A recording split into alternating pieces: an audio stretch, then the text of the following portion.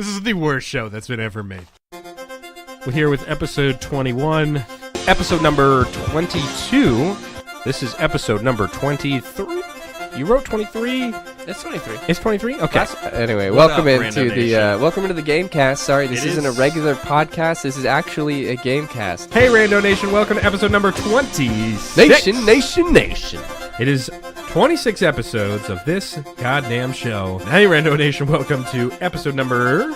27. Episode 28, 29. Nine. To the big 3-0 with Shambles. Occam's Razor. Subterfuge. Smithereen. Affable. Repartee. Milk toast. Persimmon. Captain Jammer. Canoodle.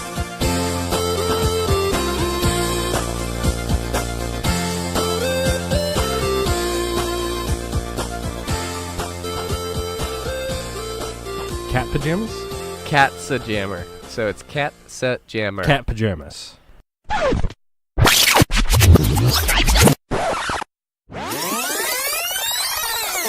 So you made a lot of comments about the vest. I on our did. way It's out. a new look for you. It's not a new look. I've Yeah, worn this just no. not in front of you. We see each other one day a week. I don't wear the same outfit every week. So it all started on New Year's. The New Year's party is you. What do you mean it all started? Like you it's came in sporting this different look. It's not a bad look. It's just like it's not classic Ben. It's more modern Ben. So what does this mean? So you're dressing as like modern Ben right now, and you keep saying like this is what I normally wear, but I know what you normally wear. always- and it's a polo and jeans to work. And this took a lot of extra Ben effort. There's no effort here. You It's have a a couple shirt with a vest on it. You have several pre-planned outfits. I know this about you, and these are new additions to your wardrobe. So I've never seen you wear that before, and it's a different look to Ben. It's Ben 2.0. I don't know. I don't know what you're talking about. Because you had that jacket on you. So wore it what all you're night. saying is normally you look like a slob, is what you're saying to me, and then No, you look I wear like a jacket, and suddenly you're saying I'm dressing like Frank Sinatra. It's not a jacket. It's a down vest It was a look. with a denim shirt underneath. On your New Year's, I had to ask you You to. have the jeans and the Nikes. It's just very I did have to ask you on New Year's to turn the heat down because it was because getting hot. you wearing your jacket the whole night. I can't take it off. It was part of the look. I know. That's what I was saying. And that once you refused to take it off, I knew that My this butt was so sweaty. this is Like one at of the those end, outfits. you know, one of those nights where you like come home and you're just like, it's just like a mess down there. It's like a swamp. Well, they It's- call it the twin term swamp butt. Yeah, but it's like worse than a swamp. It's like the worst swamp ever. So The when Everglades? you get your Amazon. when you have your condition of sweating all Yeah. the time, is it everywhere? It's everywhere, buddy. It is everywhere. Damn, that's tough. But we had a good time at the party. It At the didn't New seem Year's like you party. did, so No, that's why I asked. don't know what you Everyone mean. kept asking. They're like, "Hey, is Ben okay?" And I No, was like, no- I don't know." And then it started freaking me out. So I was like, "Great, Ben hates it here." No, nobody was asking if I was okay. That's a lie. They didn't ask you. They asked me. Why would they ask you No. if you were okay? No, I had a great time. What do you mean? I brought ham sandwiches. Yeah, they were with a huge sliders. hit. Yeah, they're always a huge hit. I know my audience. Yeah, People. but I mean, they just thought that you weren't enjoying yourself, and so then Ashley and I were worried, and then Oh, we had God. to text you, and then This is a lie. you This is just- a lie. You didn't seem that excited. Well, to be and then there. you texted me at like 8 a.m. on New Year's Day. It's like, of course I'm sleeping And in. you wouldn't take another beer, and this was like 1 hour in. You had like one beer. For some reason, I am. Everyone was like, "Oh, Ben, he's acting weird, huh?" You like expected me to be the clown of the night. No, I expected you to look like you were enjoying yourself. What if we just like the entire show was just this, just us having a conversation about like, Ben, you've changed. I'm saying, is something wrong? No, I had a Because great time. You're changing the look. You're changing your appearance. Your It's demeanor. 2019. You're right. This is 2019, Ben.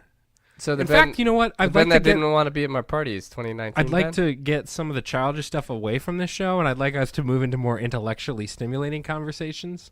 For instance, I wrote a new format. Topic number 1, the current state of Israel. Topic number Israel, 2 actually, is what? it's Israel. Where'd you hear that? What do you mean? It's Israel. No, it's Israel. Israel? Oh, okay. Sorry. Are you from there? No, but I've No, read you're from Bethlehem, though. I've read a book once in my life, and I suggest. Oh you yeah, I do the forgot. same. In books, it tells you how to pronounce. Yeah, the it words does, inside yeah. the book. No, this is 2019, Ben. I dress nicer. I might get a haircut, make it like more professional, and then So I'll get eye you're surgery. admitting that this is a new thing. No, it's not a new thing. Yeah, it is. I've worn this outfit It all started on New Year's around Eve. you. I don't wear these outfits I don't understand why. because I that want would you to be. like feel better about like your look because you dress so fancy. I want to show up normally and like be like, oh, you can be like this slob, and then I made the mistake today of wearing the vest, and now you're like, oh my god. No, this even guy's- without the vest, I would have been like, you wouldn't wear that shirt without that vest. Is what No, I'm you saying. can't wear just that shirt. That's what I'm saying. You Is gotta wear that the this was a vest. planned outfit. God, I hope we just continue talking. So did about you this. get these outfits for Christmas? No, I've had this. Ben, I've had this you for have- a year. You can ask my wife. Look me dead in the. I've had You this. have I've not had had this, that. You I've have worn not this had outfit that many vest. times. You No. have not I worn have. that many I have. times. I swear to God, you haven't. No, I have. What about the little jean jacket combo? Now that one I got for Christmas. thing? So I thought I was renewing my license. It just got reissued. Oh. So Where you get the same license? yes, Again, I I need to get a new one because with no like extension on the I almost said due date when I have to turn my license in for the A plus. And so Ashley and I went and got our license updated. Yeah. And hers got renewed. Mm-hmm. Mine did not, but mine got updated. So the new address and all that jazz. Yeah, yeah. It's sure great, whatever. But as you're filling out the paperwork, I could have changed my height to whatever I wanted. Wow. My eye color to whatever I wanted. They don't fact check it. They just put it on the card. Wow. So besides taking your picture, like they have no interaction with you at all. And so I was really tempted. I looked over at Ashley. I was like, hey, I could be like 6'3" right now. Yeah. I was like, I'm going to put down 6'3". As a society, I guess we get to just decide these things. And imagine that, like the cop pulls you over and they're like, oh man, 6'3". This must not be the suspect. They also ask you for your weight on the form, and they don't put the weight on the card. So I think they're just collecting that information. Just they have like a running list. But behind imagine, the, like- behind the desk. Like the cop's like looking, he's like, oh god, like you could be like 6'8". You get out of the car, and he's like, what happened?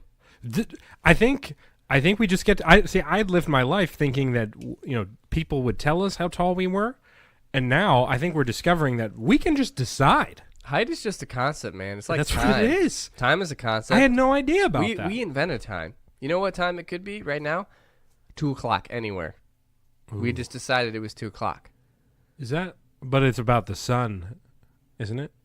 Because the sun rises and they're like it's morning, and the sun sets and they're Right, like but our it's hours, minutes, and seconds are a construct that we invented to track the sun moving across the sky. So we could be like it's 5 yeah, so at like any point of the day. we could have gone like 5, 10, 15, 20, 25 and been like, hey, it's 25 hours right now. Or 25 sandwiches, and that means... That would really hurt the concept of like 9 to 5. It's like, oh, you're working a 3 to 45 today? Yeah, that's what I'm saying. It's like we could have measured everything in solely just minutes. Imagine that. Like, Wow. oh yeah, our flight, is leaving in 682 minutes. I don't want to do that calculation. Wow. But that calculation wouldn't exist. So all of time and everything is just something we made up to understand it better. So we could make it even like shapes. You could be like, oh, it's triangle, Yeah. and be like, oh god, See, triangle. So the basic. I'm late for So like for you work. said, time is real. Uh-huh. How we measure time This is made an up. educational podcast, people. Right. This is what we're teaching the people. So like, what would you rather say that? What would you rather measure time with than numbers? Letters of the alphabet. We're hitting, That's 26 letters. yeah, 26. I'd probably do So something. that would only be 2 more than the regular way we do it. So maybe the alphabet twice. Oh, it's BB. Oh, God. late. It's CF. Yeah, exactly. Well, no, that wouldn't be twice. I C. meant like A through Z and then double A through double Z. But you have your own concept. Hey, it's time. Well, mine was gonna. You can make up your own. Mine was gonna be something like sort of light, Okay. very bright, darker. Sounds like a poem. Light, very bright. Bright. Don't take away the night. That could be your song. Let me out of the basement. Home Alone 1 and 2 play. I watch that every year, and I don't know if everyone makes jokes about it. They do. Macaulay Culkin's making like a comeback now. I guess. Yeah. You know what he did is he changed his middle name So he put out a poll on Twitter, and he was like, "Hey guys, I'm legally going to change my middle name. Please decide it for me." So he got all these submissions. He narrowed it down to 5 things. I forget what the list of 5 was, but one of the choices was Macaulay Culkin. Macaulay Culkin. Macaulay Culkin. It would be Macaulay Culkin. Wow. And so what he did is that was the most popular choice, and he went and changed his name legally. To that? So his name is now Macaulay Culkin. No, isn't it Macaulay? It's Macaulay Culkin. Yes, Yeah, that's his official name now, legally. Wow. He went out and did this like huge, like almost PR stunt. I mean, he's getting money for it. So that's your version of him having a comeback? I guess. Is him just changing his middle name to Macaulay Culkin? He's like relevant again. Say that really fast. Macaulay Culkin. No. It's Macaulay Culkin. Macaulay Culkin. So you have like a rhythm to it. Yes. We need to get him on the show. That could be part of his comeback. He might do it. I'm sure he's. He seems like the type of guy I could just reach out to on Twitter, and he'll be like, sure, whatever. Yeah, I mean, he seems pretty down with it. But, so I'm watching this, and this year I watched it with, like, a different shade on, because, like, normally I watch it every year and stuff, but I'm not, like, paying attention to it. Sure. I loved it when I was little, and then it's just one of those Christmas movies you watch during the day or the night on Christmas Eve. And we watched 1 and 2 back-to-back, and I came up with like a different spin on it, and I think it's actually was written as a horror film. It's terrible parenting. It's a horror film from the point of view of the robbers. Oh. Think about Saw. Yeah. This was literally Saw before Saw was invented. Yeah. These 2 guys, they break into a house. Sure. They're just looking to improve their livelihood. It's not good. They broke into a house. Yeah. We've all been there. The things that happened to these 2 people, they should have been dead about 25 minutes into the first movie. No, you're not wrong. And what about this? Like, if you and I are breaking into a place, if I start going down the steps, they're all ice. If I fall down concrete steps, and then land at the bottom, not even that, I wouldn't be robbing that house. I would be like, you know what? Hey, it's not worth it. It's not worth it today, guys. Yeah. Let's pack it up. Let's go home. He like in the second one was in New York, and like this kid just talks to that pigeon lady, and the pigeon lady like they get this deep conversation about love, and Macaulay Culkin's just like Macaulay Culkin. Macaulay Culkin. Yeah. It's just like Call him by his birth name, please. Like the woman's like, I just don't know if I'll ever love again. He's like, wow, that sucks. And he's like, that happens sometimes, I guess. I don't really understand it. And she's like, you're so right. It's and then he throws bricks at them. Yeah. And that one dude, Merv, I think it was Merv or something. It's Merv and Harry Merv or whatever. Yeah. Gets hit in the face. With a brick from 3 stories. I've seen people do the calculations. That man's dead after the first brick throw. Oh, 100%. If he's not, second one, 3 and 4, the man shouldn't be walking. He's in a coma. And then he gets electrocuted, and you see his skeleton. You got to imagine that experience kind of screwed this kid up for the rest of his life. Because he had a taste of violence. He did. It's like the beginning of a serial killer. That's what I mean. That's why for like number 2, yeah, he was so ready. You remember when he poured all that kerosene in his toilet? I know what I'm doing. Just imagine crossing that kid. He's like, cross me. It's methodical. Imagine what he became when he was grown up. Yeah. Like the next logical step is like Dexter. Yeah. Oh, for sure. He was chopping up bodies. Yeah, 100%. He was chopping up bobbleheads and putting it on. But it's also just like the one thing I noticed is like he didn't tell anyone that this happened. He cleaned the whole house, and the parents are like super sorry. Also, I'm sorry. Ashley and I were talking about this. Like, those parents. Oh yeah. I'm sorry. Like first of all, I didn't realize the argument they had in the beginning. And the mom is just like, well, maybe you should wish that you didn't have a family. And then he's like, maybe I will. And then he's left. And like, how do you not realize? And I'm sorry, that's the only alarm clock they have. And they all sleep in. Yep. Okay. This is appropriate for our next segment. You're sitting on the couch, right? Yep. It's a little chilly. There's a draft in the air. Okay. And you're reading a book. One of your favorite books. Redwall. Yeah, keep turning it up. That's gonna really fix the situation. Maybe it's a billionaire bad boys club, whatever the name of the book is. Well, guess what? This new invention is Blooks. The way this works is it's a blanket and book combination. Read in comfort style. So the way it works is you get the book, right? And the book kind of comes with a long enough blanket that it can be wrapped around your whole body. And the book, you can kind of fit your hands in, almost glove-like material, and it's almost kind of like a Snuggie, but with a book attached to it. So Blooks, blanket and book, reading comfort and style. Oh my god. Okay. Questions. Sure. I'm sorry. So is the blanket have font on it? Like, are you reading the blanket while wrapping No, the yourself book is in it? sewn into the blanket. Whoa! Like each page, do you have to keep moving the blanket to read it? Yeah, like so it has little gloves. So you're saying like how they handle like plutonium? You stick your gloves into that machine. Yes. In order That's how you turn the pages. a book. But you're underneath the blanket. And the book is sewn to the blanket, right? Meaning when you finish that book, it becomes useless. So you Did not think of that. You throw that in the trash. Go not buy a think of new that. book. Do they even come in different fabrics? Or is it just a little... Actually, the words are sewn into the blanket. So as you're in reading the blanket, So yeah, like, you read the hey, blanket. oh, sweet! I snuggled up with chapter 5 today. I can see it out of the corner of my eye. Yeah. Yep. And then so it's like comfort and style. Why not just hang it on the wall so you can read the whole story without having to like? Well, that's just not Blook's model. This is what they do. So Blooks. I mean, Read in comfort and style. everything about your idea is super great except for the idea. Appreciate that. Except for the actual content, like because you have the tagline, you have the cool name, you have the like the speech, you have like the everything you need minus the actual thing, Blooky. I just recently became a supervisor to a group of analysts. The issue is that I used to be coworkers with all of them for several years. I feel like they don't take me seriously, and I can't get them to listen to me.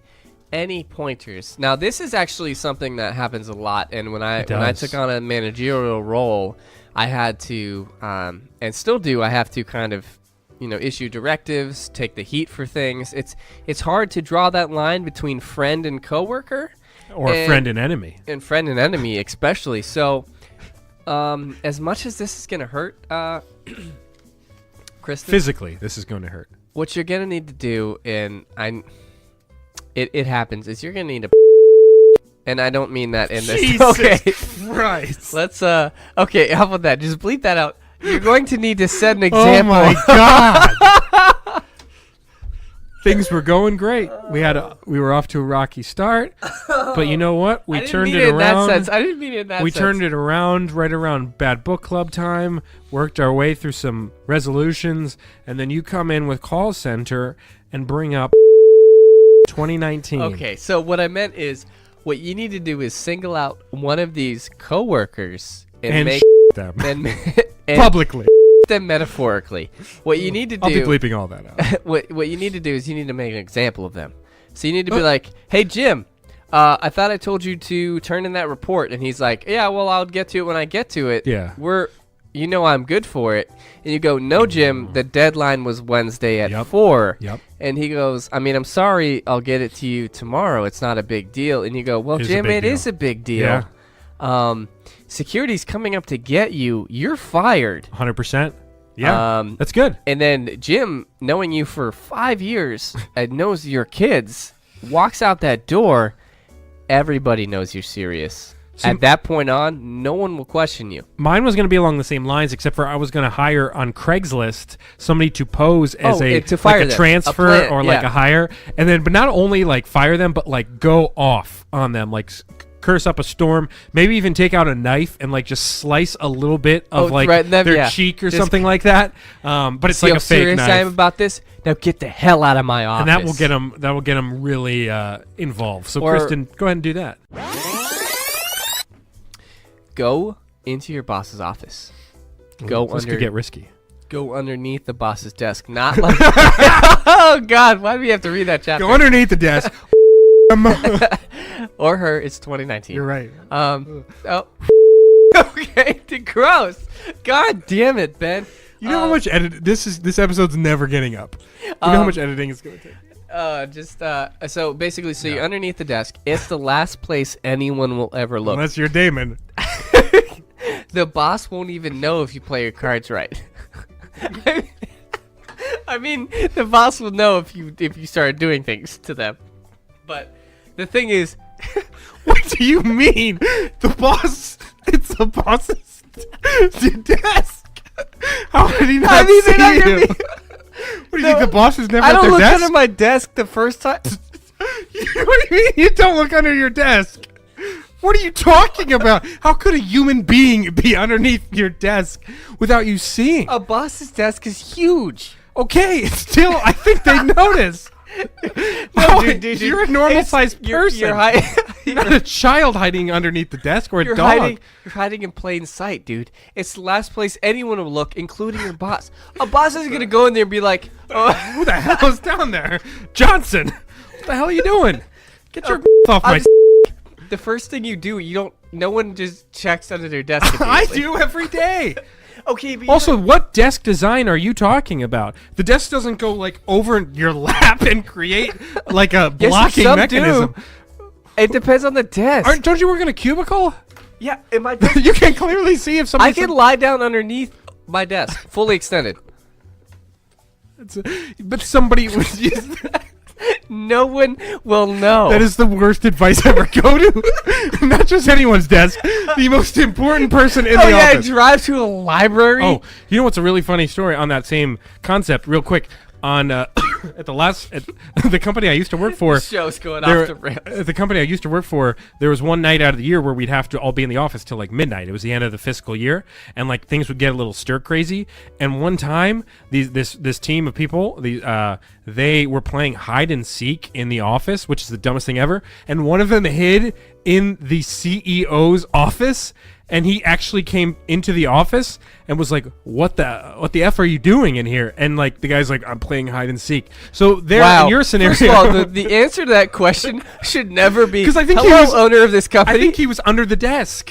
I think that's what the story was. He was hiding underneath the boss's desk, and clearly the boss is like, "This is a normal desk." Okay, well, obviously that that I desk. clearly see somebody underneath there. All I'm saying is, fine. Maybe it doesn't have to be underneath So you the pick desk. the most important person in the company and choose that desk. Why don't you just hide Because under? no one's gonna go in there, and guess what? Maybe the CEO. What do you mean no one's going to there. go in there? He's the most important person. There's people going in there in and out all day. No, there's not. There's a Especially on your secretary lunch guarding the door out front. Linda, Linda, so sexual listen, I'm- without being I'll tell sexual. you, it's a really good idea. You're trying to poke holes. You have the in it. hiccups. I love it.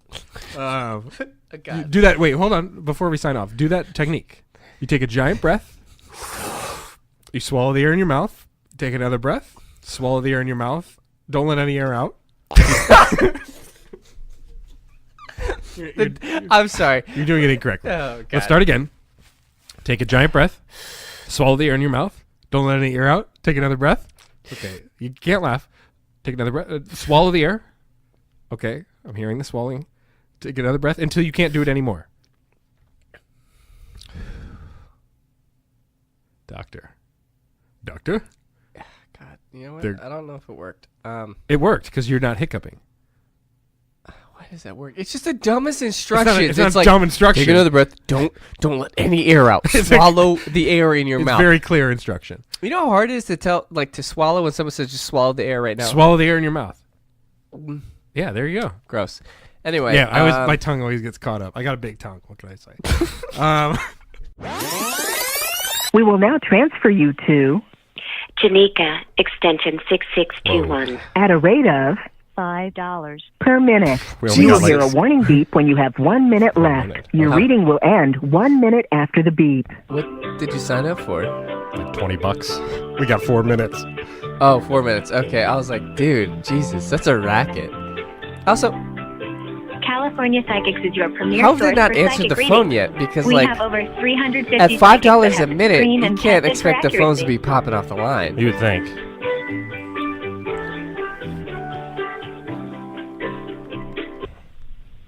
This is Jonica Extension 6621.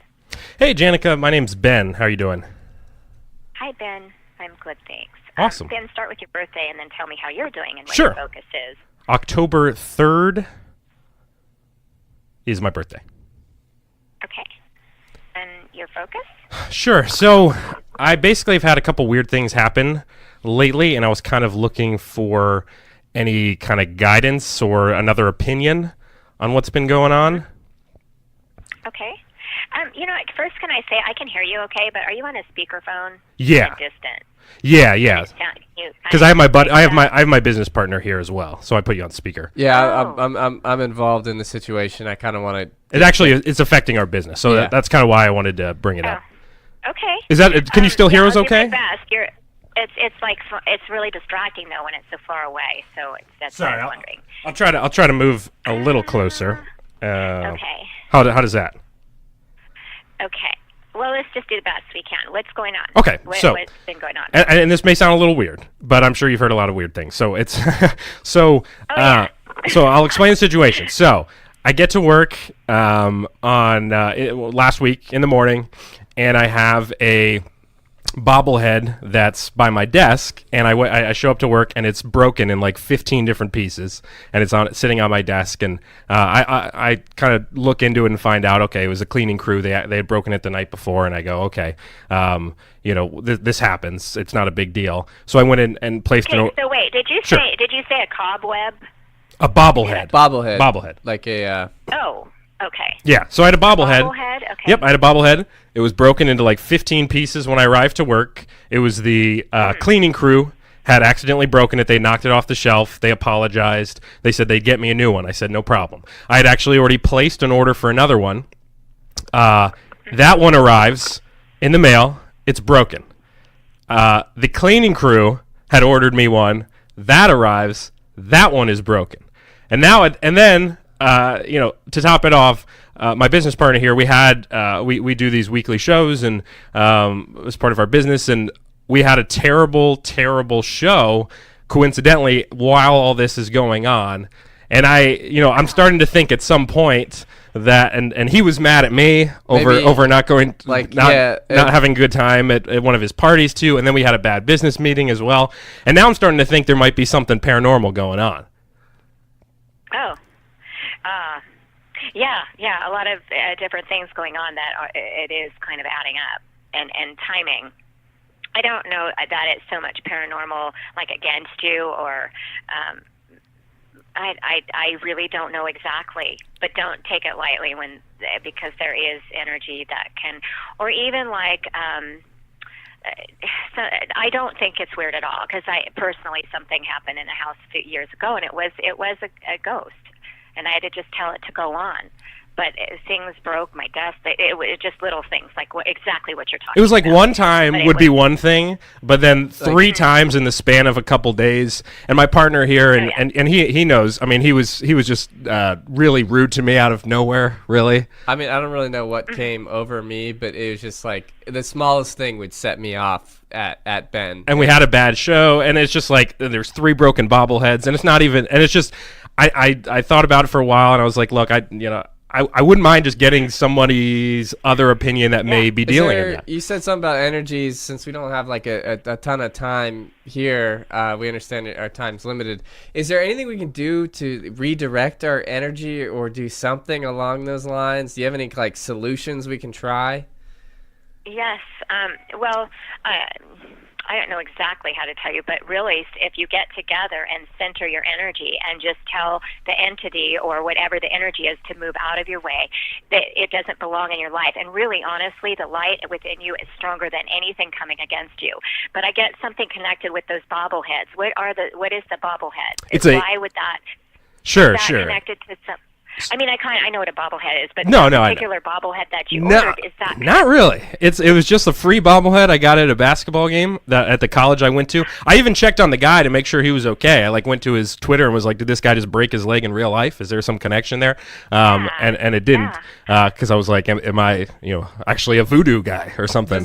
Does it help if we have like physical contact when we're trying to center our energy? Like is that normal? Like if we were to hold hands or something? I don't want to hold hands with you. See, this is what I'm talking about. See, you don't have to necessarily hold hands. I mean, if you're comfortable with that. But if you really center together, and I know maybe you're not used to doing this kind of thing, but I had to do it. And you center and you just focus, and it's kind of like a meditation and kind of getting away from the noise, stepping out of the noise of the world. And you have to go into that center of meditation like candles, white candles. and really just talk, like stand in the strength of who you are and say it's really your own words. And, you know, maybe somebody else might have something direct to do it, because Sure. I always am doing it like I feel my way a lot, and every situation is unique. It's not like I do all kinds of work in that area, but I have within myself, because I'm sensitive to energy, and energy will come to me, and I have to put up boundaries. Anybody can do that, but I really don't think that you're imagining this. I think it has something to do with the energy, or connected to something, whether maybe it's the business or like it Well, could be a business spirit probably who could be is- better, to be honest. We had kind of a great start last year, and it's kind of just, you know, we've had some people drop off, but so maybe there's some coincidence there. So you think maybe like you said like candles, or Candles, center the energy. kind of find maybe a good room that Yes. doesn't have a lot of And- distractions? Yes, and get in a center, you two together, about your business, and like really open up to the new year, open up to the divine, open up your energy. Really, I know that might sound weird, but it's like I say know. the All he words wants, that's ever he thinks that comfortable just to means you. like holding hands, which it doesn't. But that's what he's. I just think a he's little just bit a nut. of like contact and intimacy. Okay. If we're trying Well, to all right. center We'll talk about that ourselves later. Would be nice. Yeah, we'll talk about Yeah. that. Well, you can connect if you're, but you don't have to. If just be in the same room and say it, like, and you can get. Oh, you know what? I just did this here. Get sage. Sage? Light, the Like- white sage, and light it as you and light candles, and then. It's meditation, centering, calming. Get some calming music and start talking to the energy and open up, claiming your right to your success with your business. You have a right to align with universe, to work in that way. And what I don't know if there is somebody who, and it could be an energy that you don't even know, that's not related to you in life, that has passed, and might have been a business person that might have even worked in the same place that you work Pete? with your Oh, business. it could be Pete. And Could be. Yeah. it might be somebody who is kind of frustrated because they once were a business person. This is what came to me at first. I don't know for sure if this is it. But when you were talking about that, I went, you know, I feel like it was like an energy that's envious, that really loved work, the business work. And they want to get their hands in it, and they still want to work. It's Pete. And That's that just it. they- Yeah, we Pete. 100% Yeah. have a guy Yeah, that's you're exactly that. describing Pete. Now- He's our CMO, and or he kind of was. He's kind of off and on. Sometimes he'll work with us and do some marketing stuff. He'll like pretend like he doesn't, but like it's definitely him. So, just to round this off before we let you go here, and we try to do some of this, is it good to have Pete, the one who might be involved in this? Should we bring him in to center our energy? Like, can he be a part of this? No, not if he's like working with frustrated, like if he's frustrated and wants more involvement or something. And I was even thinking of an entity that had passed already, who like worked as spirit, who may have been a businessman, who is somehow connected to what you're doing, and kind of Makes wants sense. and is frustrated because you're Steve not Jobs. listening to him, and he wants you to know that he wants you to hear him.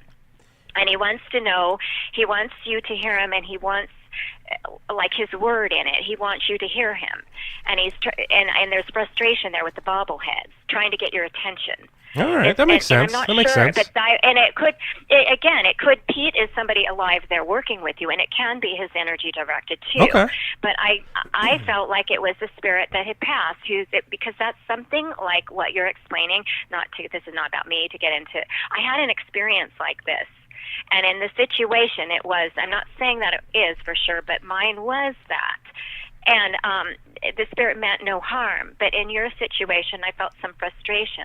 Like it's almost like that spirit he probably knows he passed, but might not know or not really ready to go or something. And he's trying to he wants you to hear like your business isn't doing so well, so he has something to say about it. Right. And you're not listening to him, so he's going to get your attention, and you're No, not that's not- having well, that's not a bad that's his theory. way. Luckily, we did Yeah. link up with some like a paranormal team. We've made a good connection with them, so we can actually probably have them come in and take a look at Yes. the specifics. Yeah, we work of with it. they're paranormal spirit investigating team or something like that. I think that might be a good awesome. Unfortunately, sorry, we do have to run, but I do really Okay. appreciate that. What was your name again? It was Janica? Oh, Janica. Janica. 6621. California Listen, it's not psychics.com. bad to do what. to get into the meditation, what I was telling you, but if you can work hand in hand in the energy with the paranormal team, that would be excellent. All right. We appreciate it. Help. If there is a spirit, they will help move that spirit on. All righty. Thank you. Thank you, Jonica. Okay? Thank you. Have a good one. To you. Have a blessed day.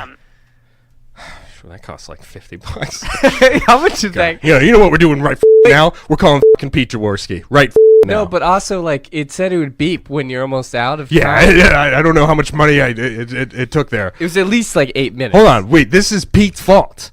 That's what she said. Yeah, she let's said this specifically is Pete's energy. Let's get I'm Pete up on the pissed. horn here. I'm pissed. Can you That turn went- up my mic a little bit? I can't hear it in my headphones. Oh, okay. Sorry. There. Okay, that's good.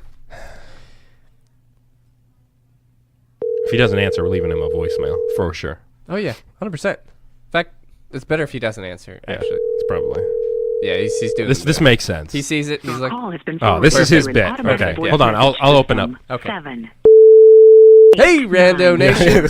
7 We just do the whole show. I on his just- voicemail. is not available. Could you imagine? Why do I have a At the tone, 6-hour please voicemail? Record your message.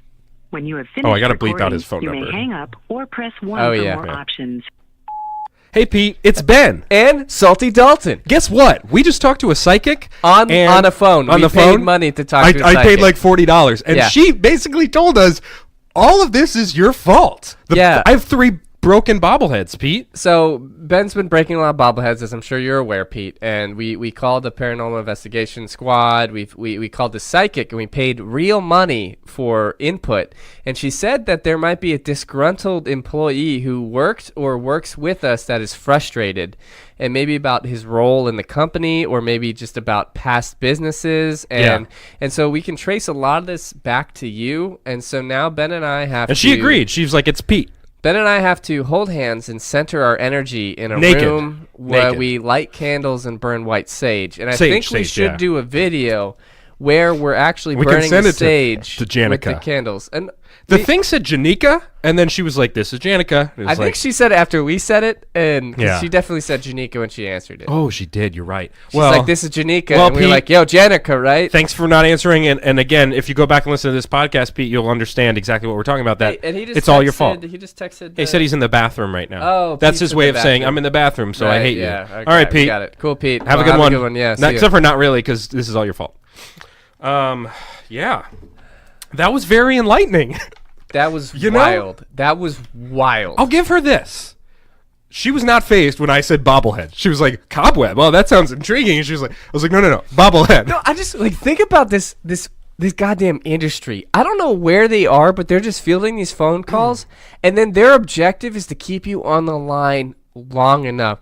She was like, I don't want to make this about me, but here's my personal story of what I experienced, and we're calling to get Oh yeah, advice. she brought that up a lot. on our things, Incredible. and they're running out the clock is what they're doing. Incredible. And they want you to get more out of it. And we didn't really even get like any philosophical like No. she's like a psychic.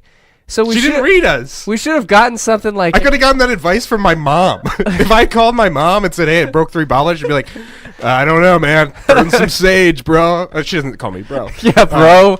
So shout out to Jonica, CaliforniaPsychics.com. Janica. Janica. You just heard Jonica give us some awesome advice. Yeah, Jonica- about our bobblehead situation. Hey, well, actually, I don't even know if the only advice Yeah, there was really portion no- was center your energy and burn sage, but like she did nothing that I thought is, a psychic where it's like, I see mystical I really things wanted in your that. Yeah, in that future," voice. Right? Like, Yeah. like a stay away from semi trucks. And you'd So be like, that's what? true. They're That's- everywhere. that's I great can't stay advice. away from those. Yeah. Or like something like, Ignore the color purple. or like And you're when you okay. see pianos, think twice. And I'll be like, Oh. what? Okay. Yeah, like that's like a horoscope. It's got we need like a cool psychic, not just like one that she was like nice. That was some psychic hotline where they just answer like literally down for whatever. You could be like, "Hey, I just murdered 4 people and I'm not feeling too great. What should I do I psychically?" wonder how much that cost me. Well, 'Cause it went on. Yeah, I don't understand. Wasn't it prepaid? So I have a balance. So like I paid $20. I put that in my account, and then they actually for some reason gave me $100 as like a total, like not money I can use. So I have 45 balance left. So that was 65. There's no- $55 worth of a phone call. Wait, but they They gave you $55 worth. Now I only spent 20. So they gave you $100 credit? Yes. Okay, so we still have. Well, they gave me an $80 credit because I had $100 total. Okay, So I put in $20. They gave me $80 credit for $100 total. Is that some promotion? I they're have running? 45 minutes left. So some promotion Or they're running? dollars left. $45 divided by 4. You have like roughly what 9, 10. You got about 10 minutes. She was an expert at keeping us on the phone. This happened to me, and I'm going to talk to you about it. I don't want to make this about me, but this is me. Yeah. Well, thanks, Jonica. And she wouldn't. Maybe that she wasn't trying to give us any deliberate advice because like anytime she got close to it, she would change the subject and it would be like, come on. Okay. So the example is my mail got delivered to the wrong location. Of possible explanations are A, the sender marked the wrong address on the envelope, or B, I live underwater. Okay, I live underwater. Okay, Which is tough to deliver to. Or B, the mailman boarded an airplane that crashed on a deserted island, a.k.a. the plot of Castaway, and your mail was opened in order to help him survive. There was a mailman who had one last job. He was maybe just a couple weeks out from retiring, kicking up his feet. It had the Amazon logo on the package. Guess they had Prime. 2-day shipping. Great investment. Worth the money. So he took a little journey to the airport. And guess where that took him? The gates of hell. One man stranded on an island fighting for survival. With only a case of USB chargers and a rain jacket that was ordered from Amazon.com. 2-day shipping. Great investment. Super great investment. He battled against the odds. Oh no, they're locals! I hope that's not racist. Eventually being rescued. His only job was to deliver that package. Ding dong, ding dong. Here's your package. Mailman. Dawn of the Apes. That might be our new movie franchise, if you think about it. Mailman? That'd be wild. Just like Dog Justice was one. Mailman, they just have to go through so many incredible circumstances Obstacles to deliver them. Because their motto is like, we have to do this. It's kind of a weird motto because it's literally like through rain, through shine, through hurricanes, we must deliver the mail. Well, through shine wouldn't really like. That's not something that I picture. This is terrible. It's so sunny. Like it's. What if they don't have sunglasses? Birds are chirping. They're wearing shorts. They're walking. Like this is the hardest thing I've ever done. I have to deliver this. Hey, Janet. But part of their like motto is like, we have to do this. There's no job that besides like I guess like be another good police plot. officers, firefighters. So the mailman has to deliver a bomb. But guess what? That conflicts against the only the rule code. he's ever known. Yeah. I have to deliver it. And He so the has to. police are like, have their guns trained on him. Like, you need to step away from that door. I have to do this. I have to do this. Yeah. Man, Mailman. Get ready for some more Mailman movie trailers, I think, over the next couple weeks. So it was the other day, and I was telling Ashley about this, and I was horrified at myself. Because this is not something I do. I'm walking down this strip of like, so we have cubicles on either side, so it's like a narrow hallway. Yeah. And there's this older guy I've worked with for a while coming down the way. And he like, and it's weird because like we both see each other some far away, and you know you're going to have to nod at some point as you cross. And for some reason, I decided to do this as we passed by each other. He went, hey, Dalton. And I went, hey. Oh, and I was like, and I did in the wink. It's like everything we hate. And he just kind of looked at me and then looked down and walked away. And I was like, and you did the... I did the... God. And I've never done that. That's not my thing. And I did this to this man. And I haven't seen him since, but probably, like, that's probably good. He's like, oh, there's the biggest douche in the office. Yeah, I was like, what am I from, like, what am I, Fonzie? Like, ayy. My big thing is I do a lot of breathing noises. Like, I'll go, like... What? I'll go, like... Hey. No, I'll go, like... How are you? No. Hey. I just go, like... How's it going? That is the most, like... That is the most middle-aged man thing to do, like... So, Man, hot outside, right? It's winter. Yeah. Our neighbor had this dog that was the size of like a Prius. Like it was a giant black shaggy dog. Was it Clifford, the big red dog? No, it was not. And It was that was Clifford, like, the big red did you think dog. anybody like moved to that town and was like, yeah, that's not normal? Like, You mean that dog, the one the size of a house? the realtor's like, for the neighbors, just like, okay, so yeah, it's a nice community. We got a great local school. There's a giant big red dog that's down the Yeah. street. He's like, what was that? And he's like, there's a giant big red dog, but there's nothing we can do about it. Sometimes it sits down and crushes a house. Yeah, I mean, it's Only one family's been inside. but they had a giant black dog, and it was the most terrifying thing growing up. It was like the stereotypical, there's the scary dog over the fence, our ball goes over the fence. When my brother was old Sandlot. enough, we It was would the send Sandlot, him yeah. on ball runs where I would be looking through the hole in the fence. There was one spot where You're describing to me the plot of where Sandlot. he was able to get over the fence, and the thing would be the dog's like house was in the corner, and he would have to sprint to get the wiffle balls and come back, and I would be there as kind of moral support / telling him he's waking up, and like if the dog was like gonna start coming to him, and like I feel bad because I definitely put him through some bad situations, because sometimes I would just abandon it halfway through, be like, I don't really want to play anyways, and I just go inside, and he's like, do you see the dog? Is he there? And then one day we came home from something, from school or something, and the dog had gotten out and it was sitting in our driveway, and it was just this black mass. It was waiting for sitting you. It was where just like my mom's car was supposed to park. So you take those balls from my yard. And my mom like locked the doors as if the dog was gonna like walk up and just be like, "Hey, get out of here!" He opens the door, walks in. And we literally had to just sit there and wait for the dog and like try to like we like shouted it from the car because you didn't want to go up to that dog because it would literally probably eat your entire body in one fell swoop. It was terrifying. And I think the dog just eventually like got up and was like, "F this," and just like walked back next door, and he's like, whatever. Forget about it. Yeah, forget about it. Oh, Forget about it. I was just taking a nap. Can a guy take a nap around here? But I did want to mention to you, so I told you I've been playing Pokemon Let's Go Pikachu or whatever on my Switch.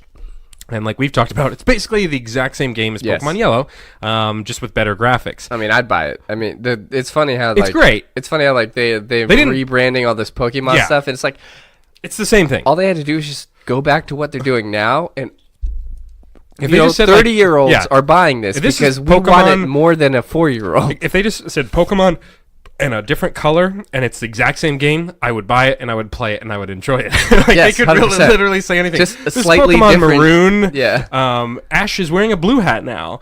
It actually would make more sense if he wore a maroon hat.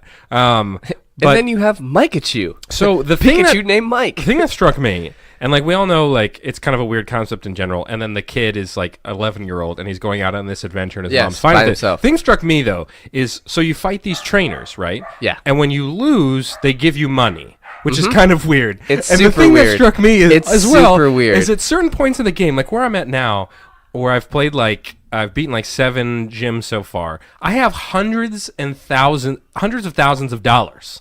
That I can spend on whatever I want in the game. So in the game, technically, I am like an 11-year-old with hundreds of thousands of dollars. I could buy Pallet Town. I could buy Viridian. I could buy my way through the Elite Well, Four. especially in this game, so what they do, right, is there are no wild Pokemon.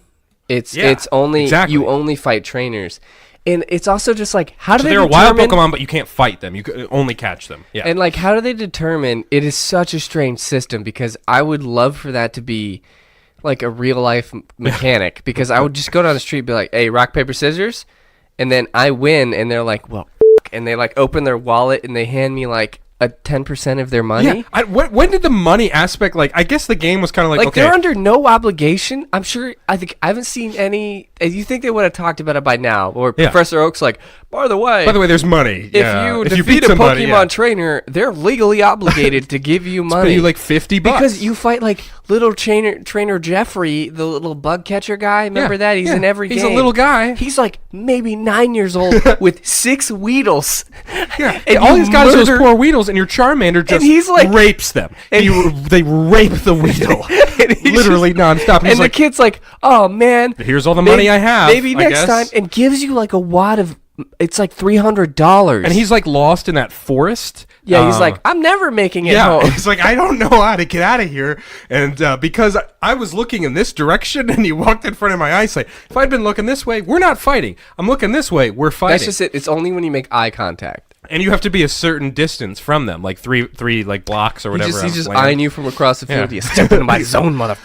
If I swear to was God. the trainer and I had just watched this 11-year-old boy Get eviscerated. destroy this other guy's Pokemon, take his money, which is kind of a robbery situation. Well, it's just so willing. They're just like, even when you beat a bad guy, they're like, damn, kid. Yeah. And All then right, they here's give $20 you bucks. they give you money. But so right now I have I'm like, hundreds you're of criminals thousands trying of dollars. to destroy the world. Like, there's not enough things that I need in the game to spend that money. So I just have excess money. So I'd really love if the game gave me an opportunity to be like, hey, you want to buy a house? You can buy a house if you want, like, because there's so many house and land. Or do you want to just buy some land in the game and make your own gym? And they're still pretty early, and I think it just might be a little broken because you Yeah. just make every time you play, you're making a ton of money. Just so much money that you're you're not even really making it. You're stealing it from people because you literally made all of their creatures that they have faint.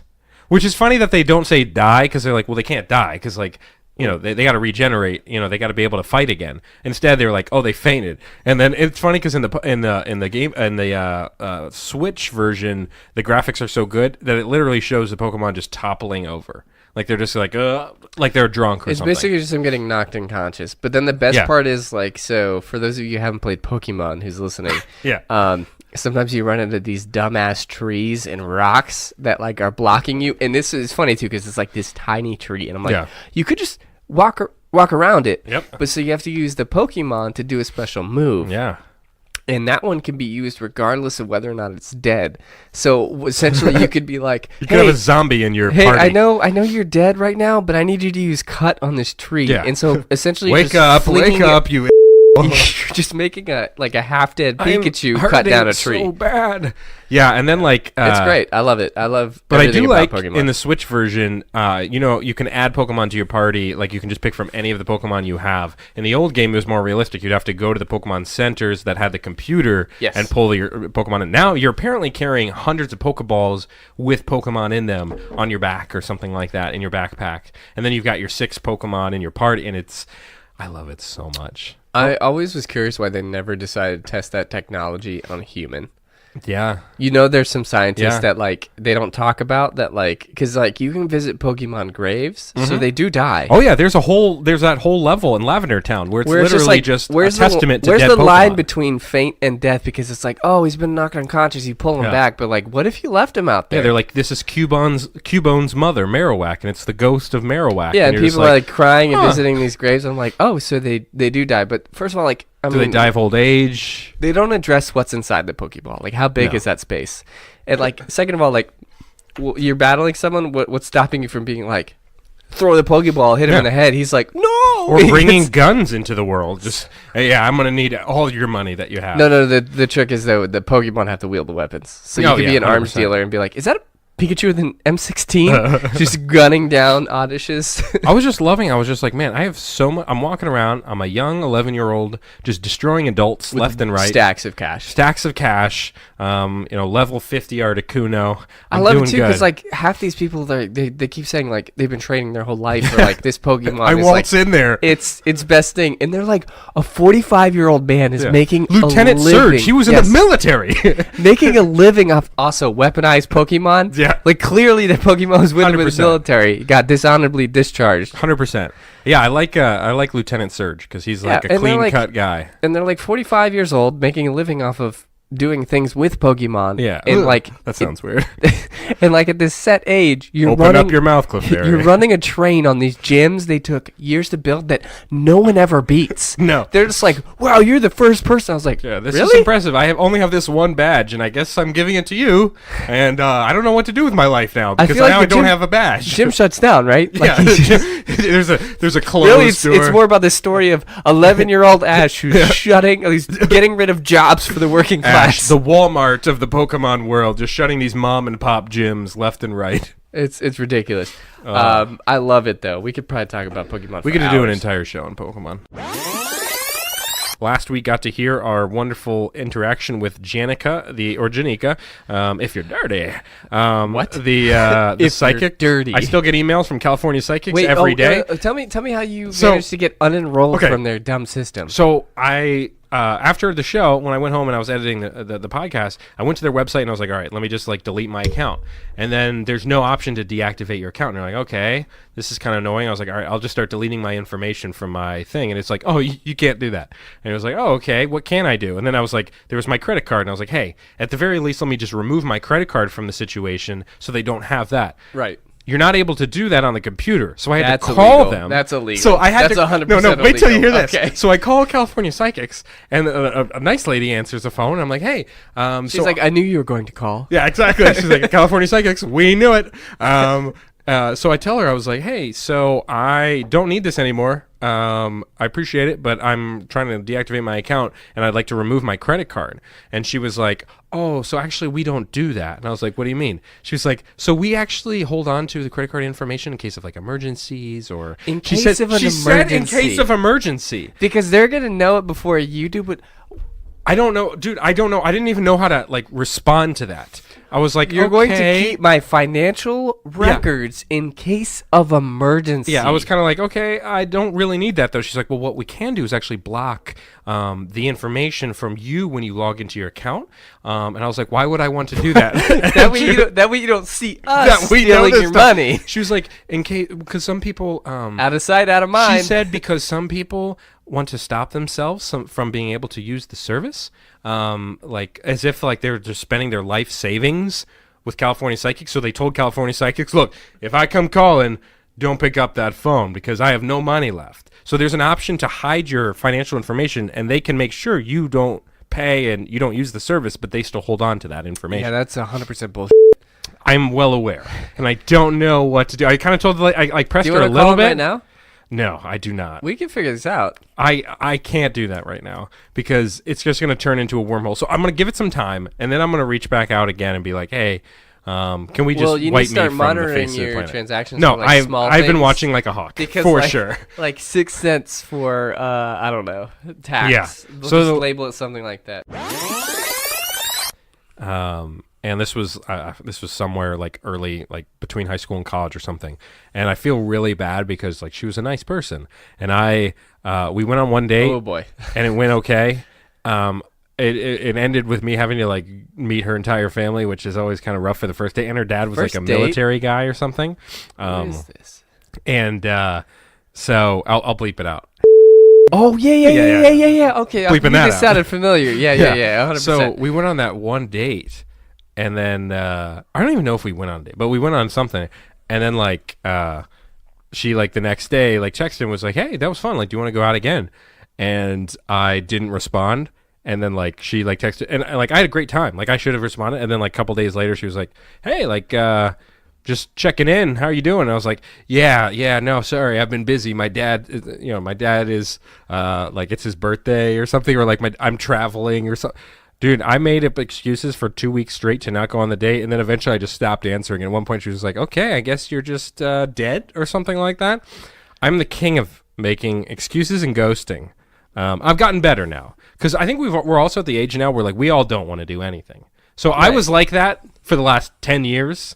When you guys were all like, we're young, let's go out and do stuff. And I'd be like, no, I'm good right here. I got Netflix. That reminds me of I don't know if this is a story relevant of keeping it in here. We can always take it out if it's not funny. It's okay. So what happened one time was speaking of like subterfuge, like deceit and stuff. Do you remember? We bleeped the names. Oh, God, Yeah, I hated so that like guy. we were like Alex and I were super close with them. Like we hung out. We grew up together in like Reston, and so there was a point in high school where he was dating 2 women. It was a love triangle. I remember that. But like everybody knew. Yes, but except for them. Except for them. It was yeah. like one of those classic situations. So it was when Yeah. and Yeah. 100%. Oh my God. And so like I haven't thought about I those had- 3 people in a long so time. I had no idea I was being used as a tool for subterfuge. Yeah. Because I didn't know that it was like I thought, so from my opinion, I knew that he was with, and so I was Yeah. like, cool, I was like, yeah. And he's like, hey, man, do you mind if I like catch a ride or something like with you to the game? I'm going to go see the game with her. And I was like, yeah, I mean, I'm headed there anyway. Yeah, sure thing. So I picked him up and I drove him over there. And then towards the end of the game, he's like, hey, man, I gotta go. Do you mind taking me to this other place? And I was like, yeah, of course, dude. And like, whatever you need, anything for friends. And he gets in, and we start driving, and I start going towards his house. He's like, no. And he starts giving me other directions. Oh, God. And we end up at this park. And then he goes out, and he meets and I was like, God. I was like, what, is she coming too? Like, are we going somewhere? And Does she he's live like, in this park? He's like, no. He went out, and then like he just like they like hugged, and then he just started making out with her. And that's the point where I was like, whoa. I was like, you're with the other girl. Suddenly you're an accomplice. Yes, You and drove him to the cheating spot. That's just it. So when he got Actually back, call that park Cheating Park. when he got back in the car, he's like, dude, I appreciate it, man, looking out. And I was like, So he stopped. So he had go to this random park. He had you drive him to the park for like a 15-minute makeout, and then he just hopped in the car, and then you guys drove off. And then he was like, yeah, you take me back like to my house or something. That's and I was incredible. and I was like, all right, man. Well, next time you drive yourself, I was like, what are you gonna do about you two like dating? Yeah. He's like, no, it's fine. And I was like, Oh, all right. And it God. wasn't. And That's so skeezy. Then it was the moral thing where I was like, instantly, I was like, hey, in my brain, I'm like, hey, man, we're like no longer buddies about this, because like I was like, that's dirty, dude. Yeah. Just tell him that you don't want to be together. Don't go through all those hoops. But then what he says to me, he's like, hey, man, do you think I could ask for your help again? God. I'm trying to like, it's really hard to balance this or something. And I was like, dude, who the That's are because you? you shouldn't be doing that. And he's like, I mean, you're already kind of helping me out. You're part of this. Yeah. And I was like, part of what? Your sick love triangle? It's like, let's be honest. You told me to do this, and you're just like, what? I didn't say anything. So it's like between a rock and a hard place, because I didn't want to be that person who's like, hey, yeah, he's cheating on you, and then like everyone denies it.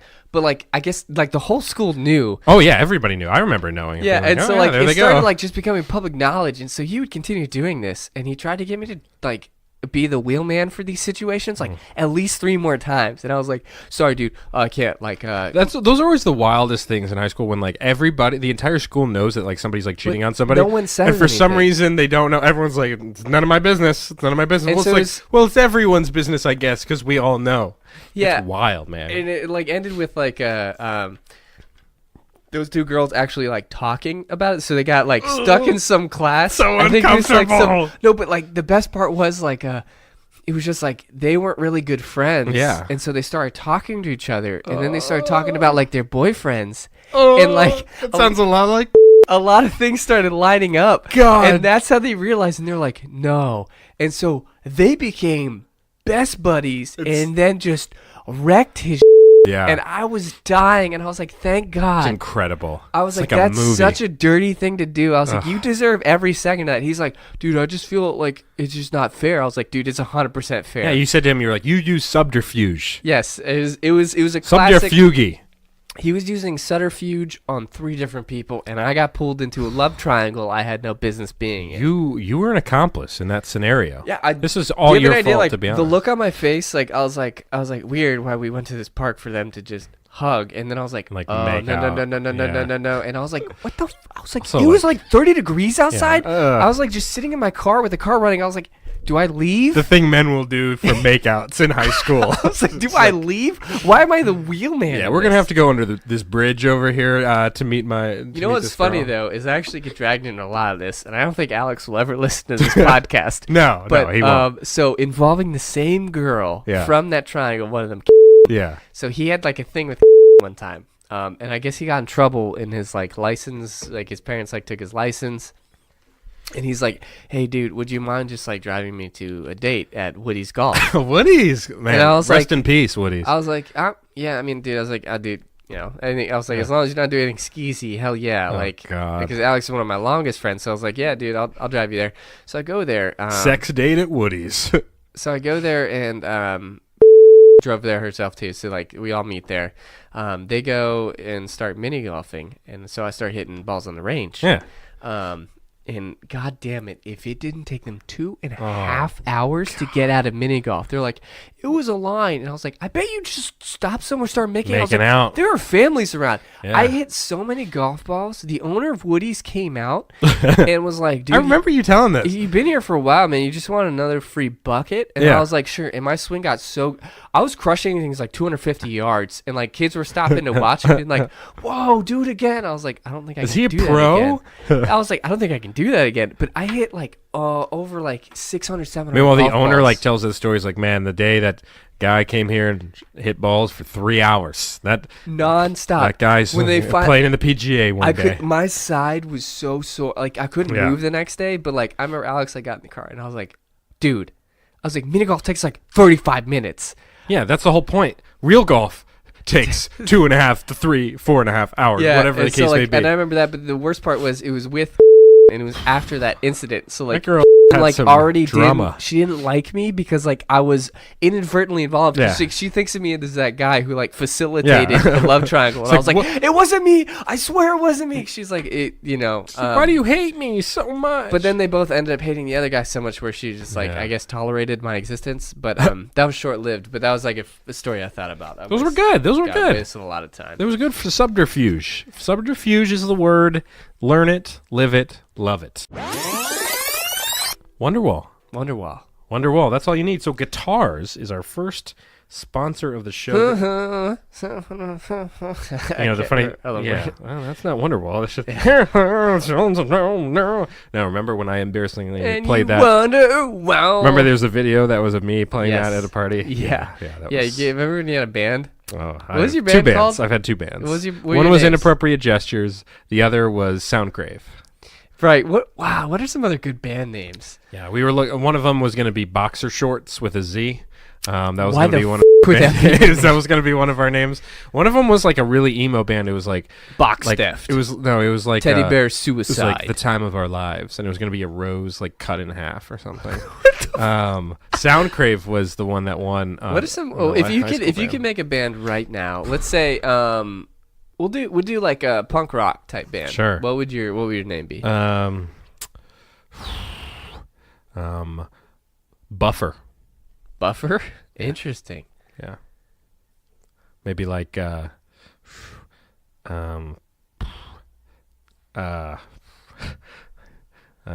something with wheel, like wheel turn. Like heel turn, wheel turn. It makes sense. For a punk rock? Yeah. I feel like Wheel Turn's more of an indie band. You could name the what's on that bell thing, Ring for Beer. I think that would be a cool punk rock name. I think people could get behind that. What about Fist Fight? Fist Fight, that's good. Fist Fight. It's no Boxer Shorts, but it's good. But yeah, Inappropriate Gestures was probably one of the greatest bands of all time. I remember we had our lone That's logo. not a bad, like- it was the middle finger, and the finger was cut in half. There was like little cartoon blood coming out of it, and that was like our. And this was in like when I was in middle school. But the funniest thing was there was a guy in middle school that like said he was like an actor. Right, and like I think he might have done like some local commercial or something. He's like, "Oh, my agent will be able to get you guys in Rolling Stone." The magazine.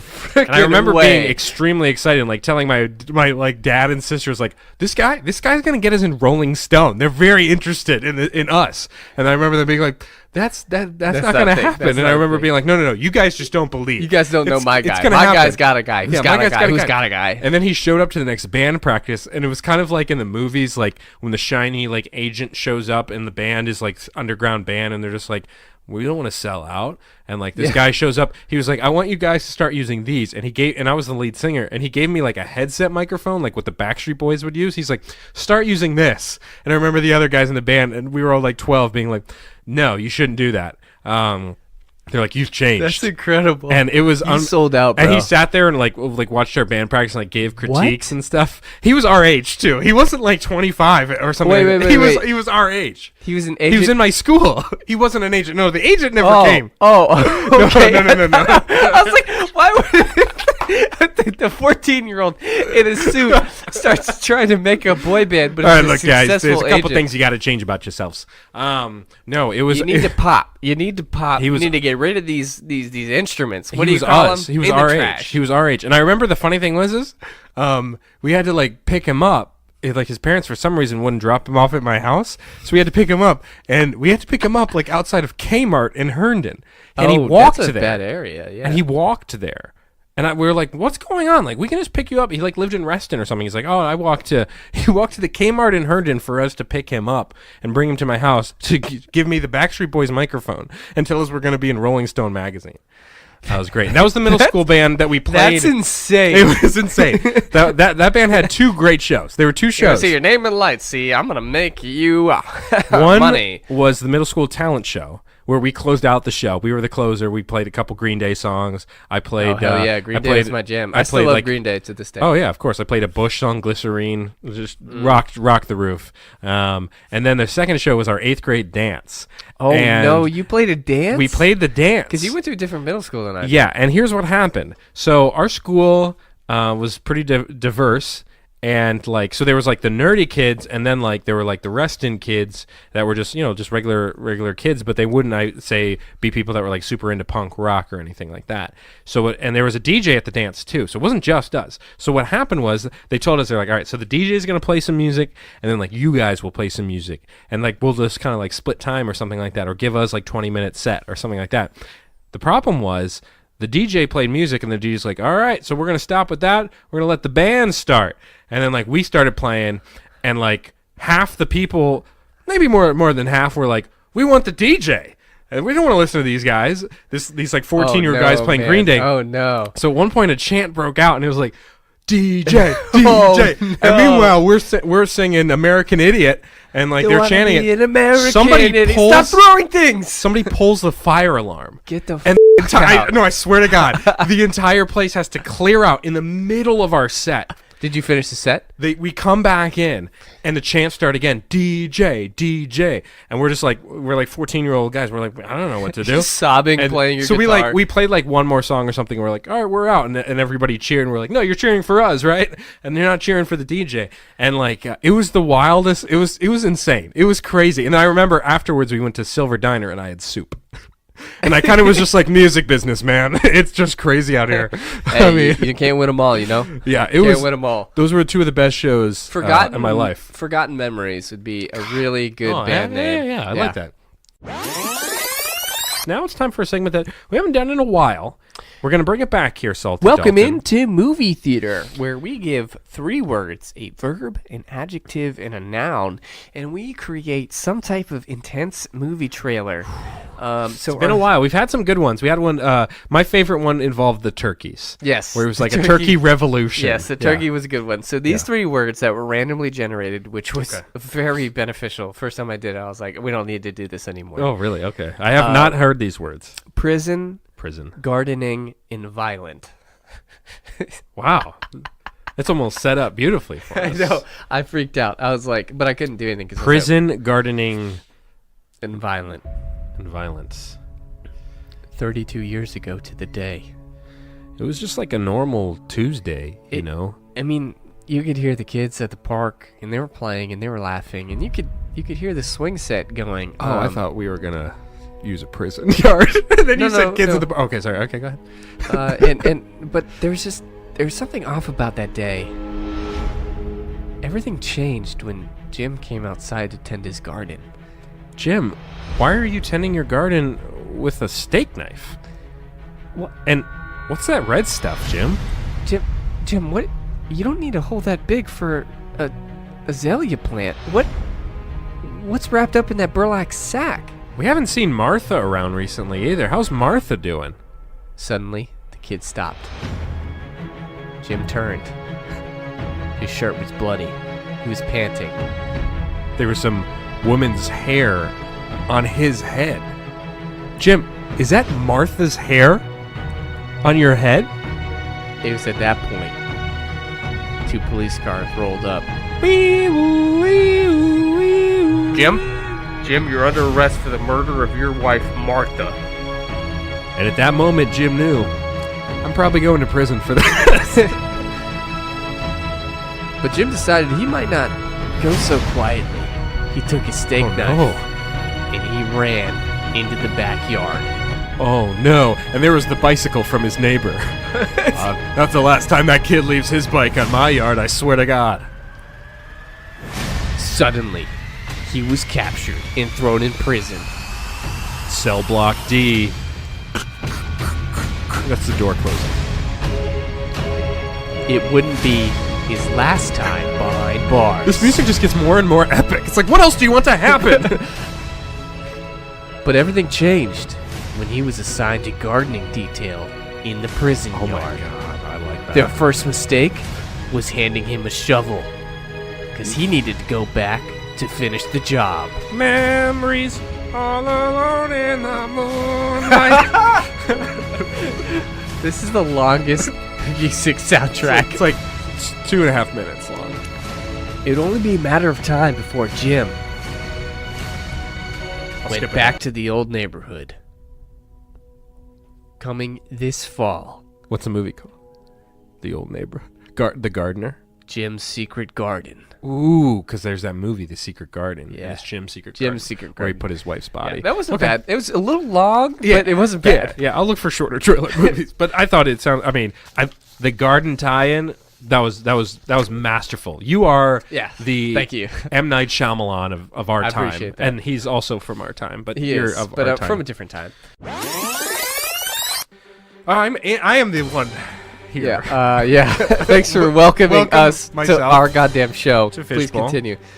Glad to be here. Today I'm pitching video games. Here's the thing. We all love video games, you know. There's a lot of different types out there. The type of video game people really like are the ones where they have powers, right? But they also like the video games that are realistic, right? Well, guess what? Here's what we're doing. In this game, you can take your daily life. The video game is just going to be you going to work, going to school, whatever the case may be. You can customize it. And then you have powers, but you can choose to use the powers or not. So, like, What? my example would be What? if you were playing Grand Theft Auto and all you did was just drive around and, like, run errands. Or in Red Dead, if you were just riding around the horse and feeding yourself and you didn't do any of the missions. Well, here's what the video game is it's your daily life. You have powers. It's your choice to use them or not. It's called Every game, Real Power. real power. Real Power 2. So what happens if you use the powers? Then you can use them.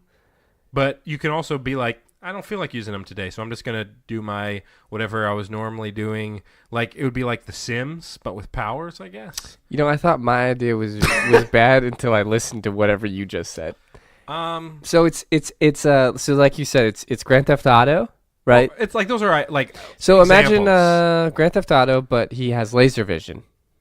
And then you're choosing not to use laser vision and then just driving around. Yeah. So you can make that choice yourself. Because you know what I get bored with What do you mean you make that sometimes? choice? Is that like for forever? So the game is a continuous open world format. Because you're doing your character in real life. So you could actually go to work and do the things you would do at work in the game. Like generally. Obviously it's not going to be like the exact same thing. But you can go sit at a desk and the game will give you like tasks to do. And that will be your job. And then you can go home, you can eat dinner, do whatever. And then your choice will be, do I want to like kill people with my powers or fly to work today, or do I just want to be a normal person? Yeah, it's an interesting concept, isn't it? It is. It's different. Appreciate that. And for that, I'll give you like one. So just one? Yeah, man. I'm sorry. You should have come better prepared for this. I thought it was a good idea because, like, I think I because mean, here's the thing. In those, so where you hold lost on. me was the fact that you, So think about if this. it was like a regular person simulator, yeah. I'd be more okay with that than you introduce the fact that you do have crazy powers, but you But you can don't choose have to to use use them. Yeah, them. you don't have And to. at that point, what is the point? Because I think in other games you get bored. You have crazy powers. You play the game for a couple months, and you're like, I already know all these powers. So this is giving you real life things to do when you don't want to use your powers. Yeah, so that way you don't get bored of the game. You can be like, you know what? Right, so you definitely wouldn't get bored logging onto a game to fill out an expense report at your job. Yeah. Or you can shoot lasers out your dick. I don't know. Whatever you choose to do. Whatever your power is. But you can select what job. So it's almost a life simulator because you can select what job you want. So you can be like, I would like to be a lawyer. And in the game, you'll go to court. Oh, so it's not realistic where you have to apply for jobs? It's up to you. It's up to you. You what do can you mean start it's with up a to you? career, and then if you want to change your career. This is the game of life? You just get handed a career? It's kind of like life with powers that you can choose to use. Okay, cool. So that's mine. Awesome. Okay. I thought it was pretty good. But, you know, you batter up. Let me ask you a quick question. What's one thing people hate to do? They hate to work. Oh. So you don't want a video game that makes you What's one thing they love to do? play? Solving murder mysteries. Let me introduce you to something. It's a revolutionary new game genre. It's called office murder. Basically, it's an office simulator, much like a part of the dull, boring world that you described, where you participate in daily office activities. You can interact with anything in the entire office. Sounds a you lot can like my literally do whatever you want, but you have to murder somebody during work hours and get away with it. Each day you get away with it, you get bonuses. See how long you can evade the police. Welcome to office murder. Okay. Murdering in your office today. See, so this sounds a lot like my game. No. Way different. But it sounds like mine, because it's like, oh, you want to No, you don't have. So you don't have special powers. So basically, it's a super realistic office simulator game. So you don't have any. But with murder. You don't have any control before you get to the office. You don't have any control after the office. You have a 9-to-5 schedule. You have to plan and execute a murder and continually get away with it every day. Are you under the clock, like with the murder? Like when you have to commit one murder a day, and the game ends when you get caught. When the office is like, hey, we've had 10 people murdered here, and you're the only one left. I think it might be you. No, they keep bringing in Temps. They keep bringing in more people. Interns. They don't. The thing is, they won't suspect you unless you give them a reason to. So if you do a bad murder and you get arrested, game over. So in the game, you can control the method of murder entirely. Yes, and in the game, there are different mechanics. So what's one thing if you want to have a little more freedom in your job? You know what you should probably do? Get promoted. So you have the opportunity to get promotions, to wield more power, have your own team, and get different opportunities, different ways to solve a murder. And there is an opposite gameplay where you are in the office and you have to escape or find a murderer. So your coworkers start getting murdered. You might be the one who they come after you, and you have to solve it before the day is over. Okay. I like where you're going with it. Again, the similarities to my game. It's almost the exact same game. I don't think it's the same game It's at like, all. except for instead of powers, it's like murdering ability. So it's pretty much the Everyone same. everyone has murdering ability. They choose whether or not to use it. I guess you're right. Yeah. That was kind of my idea. So, since it's kind of a basic copycat, I'll give you 2. It's not a basic copycat though. There's your second. Thanks, second. I appreciate it. Felt forced. It did. No, yours was good. It was like, oh, that's cute. Like, oh, I'm gonna murder Janice, the secretary, and no one's gonna know it's me. And mine's like, hey, I can turn my powers off and on. I can be like, hey, I can fly today. I'd like to but take it's the like metro. super realistic. So think about how realistic a police investigation is, right? So are you going to be interrogated in the game, and you have to choose your answers and stuff? You'll be questioned. Literally everything. It's the most realistic thing possible. So everything you can say, do. You touch that coffee cup, things happen. Okay. Yeah. All right. I'm with it. So yeah, two of those. And then the other thing that we touched a little bit on it last episode was the death aspect, because yes. And I also here's another thing.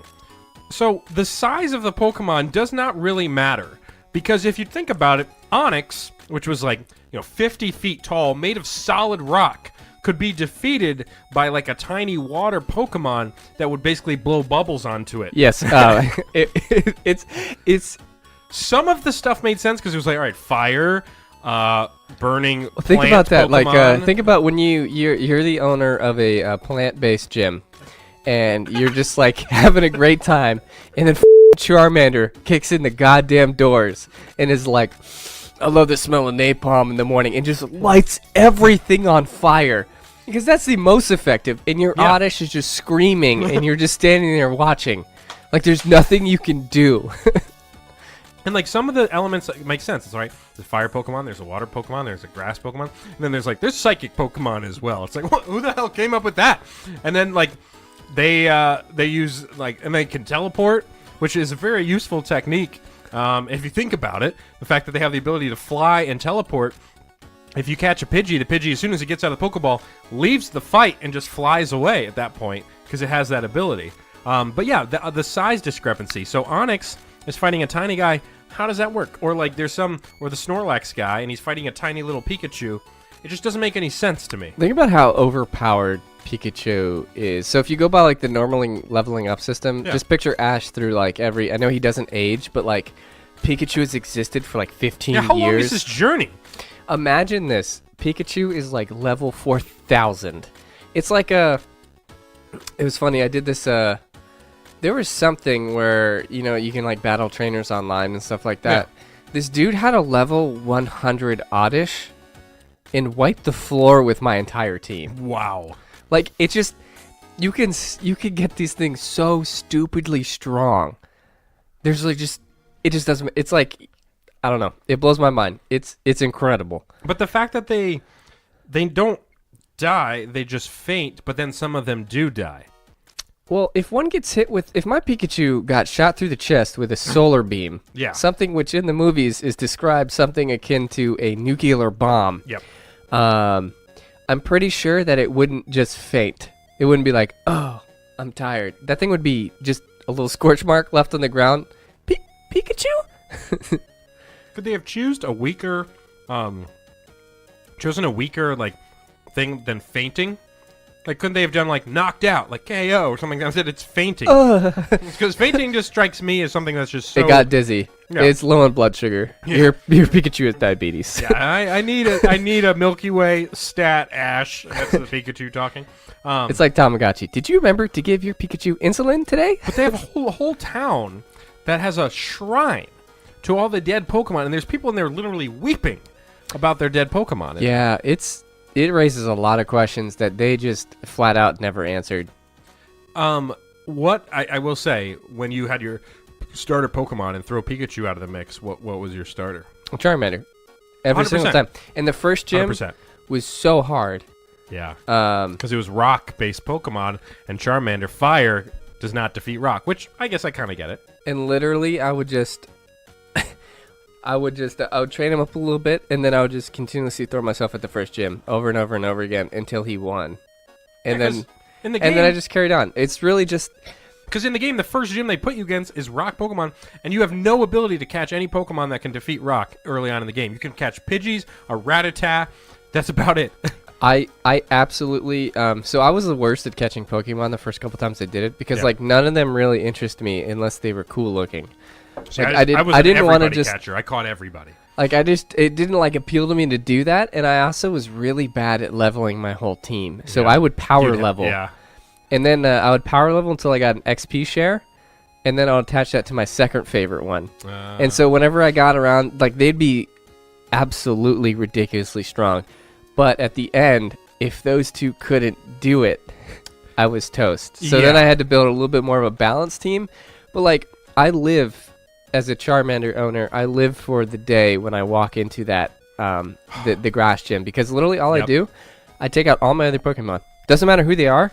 I just leave Charmander in that slot, or at this point he's a Charmeleon. Sets the place ablaze. And literally it's just me and him. And so like I walk in there, I'm like, sup bitches? And how do you get to be the trainers that are there as well, besides the gym what leaders happens that when are you just lose? Trapped there? So when you lose, they give away the badge? Yeah. And then their gym shuts down? Yeah. They have to pack things up. There's a guy waiting behind you. They're all just like, line. damn, you did it. Like, yeah. Oh, we didn't actually think somebody would be able to do this, even though in theory, Gary, your rival, also came in here and got the same badge. And also, in theory, that every gym should be the same difficulty. Yes. Right? The last gym you do should be the same. You think they have some kind of you think they use ZipRecruiter and was like, listen, you got to be at least this strong. And instead, it's like a level, 15 Onyx? And then the end gym is right back where your original starting point was in the game. Yeah. Because Giovanni, and they're like, Giovanni hasn't been here for a while. And you're like, oh, that's weird. I've run into Giovanni 8 times. 5 times in this game. Did you know he's a leader of a criminal organization? Do you guys vet these guys? Yeah. And there's people that are literally, their character just stares into the window of the gym forever. And the real creepy one was the one, I think in Cerulean City, but it may have been a different one where it's a girl leader, and there's a guy outside, and he's like a peeping Tom, and he's literally staring in through the window. Yeah. And you're like, hey, sir, what are you doing? He's like, oh, I gotta go. It's not a Hooters, sir. This is a battling gym. And so, you can, like, spend money on, like, potions and stuff like that. Like, a regular potion gave you, like, I think it's like 30 HP, maybe? Yeah. Or something like that. You could buy fresh water from a vending machine, Yep. and it would give you 50. And it was, like, half the price. And remember, there was all those guards that, like, we can't let you through, but gee, I'm thirsty. Yeah, and then, you like, just give a fucking Coke, and he's like, oh, yeah, you want access to the classified stuff? It's in the back. not only do you have access now to the rest of the map, but he's going to share the one bottle of water you gave him with his other guards somehow, leaving his post, going to the other locations, and then suddenly you're able to get by every single guard. Like, imagine if the TSA was like that. Yeah. Like, gee, I'm thirsty. Hey, buddy. And you hand him a, like, whatever that Kylie Jenner ad, hand him a Pepsi. He just walks away. He's like, my life is complete. Yeah. Well, geez. Well, if you gave me this water, you could be a terrorist or not, but I don't care because my thirst is quenched. And you run into, like, bike gangs and stuff like that, and, like, Yeah. they're just actively there to just roll over 12-year-olds. Like, they don't care. I don't think so. Welcome into Do's and Don'ts, where we give you a few situations and we give you some things that you probably should do and some things that you should try to stay away from doing. And sticking with the theme of the game cast, we did sort of model these after two specific games. So you can go ahead and kick this off, Ben. Our first one is living in the Pokemon world. What's a do and a don't? We're talking Pokemon Yellow. Living in a Pokemon world, as somebody who has been playing in a Pokemon world with the Pokemon Let's Go Pikachu, I can attest to this. So, living in a Pokemon world. So, a do. What should you do if you're living in a Pokemon world? Well, if you're a 11-year-old, no. I didn't actually think of one for this yet. Any do. Any do. Any in the do. Okay, here's what you do.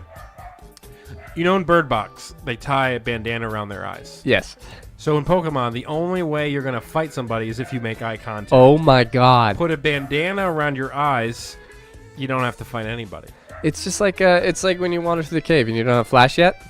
Yeah, I've done that. I've gotten through the other side. Yeah. It takes forever, but you can kind of see your outline, like just slightly in it. I Or, like, refused for the walls. Yeah. I had refused to pick up a Pokemon to put flash on. Like I was trying to get somewhere very quickly, so I was like, you know what? We're just gonna do this blind. Yeah. I was like, I'm not burning a spot Yeah. to put flash, which you use like twice. Yeah, you don't ever really use it at all because So- it's not usable in battle. So wear a bandana around your eyes if you don't want to fight anybody. Do that.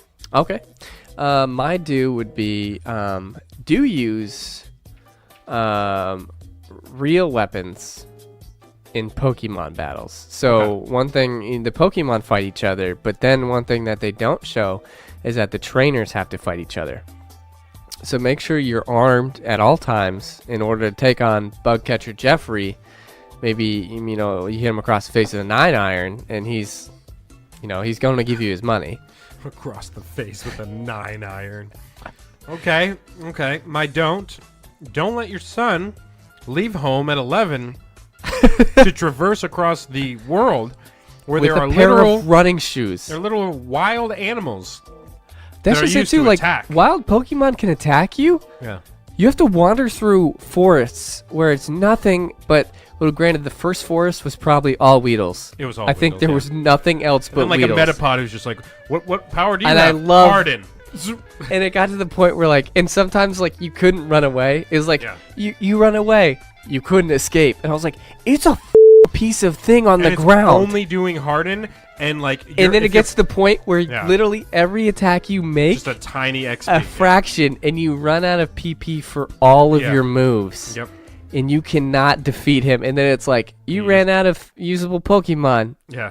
You're out of here. And you just lost $50 on this. It's ridiculous. Yeah, I forgot about Yeah, that. so don't let your kid just wander into the world with an animal at its side and just do that.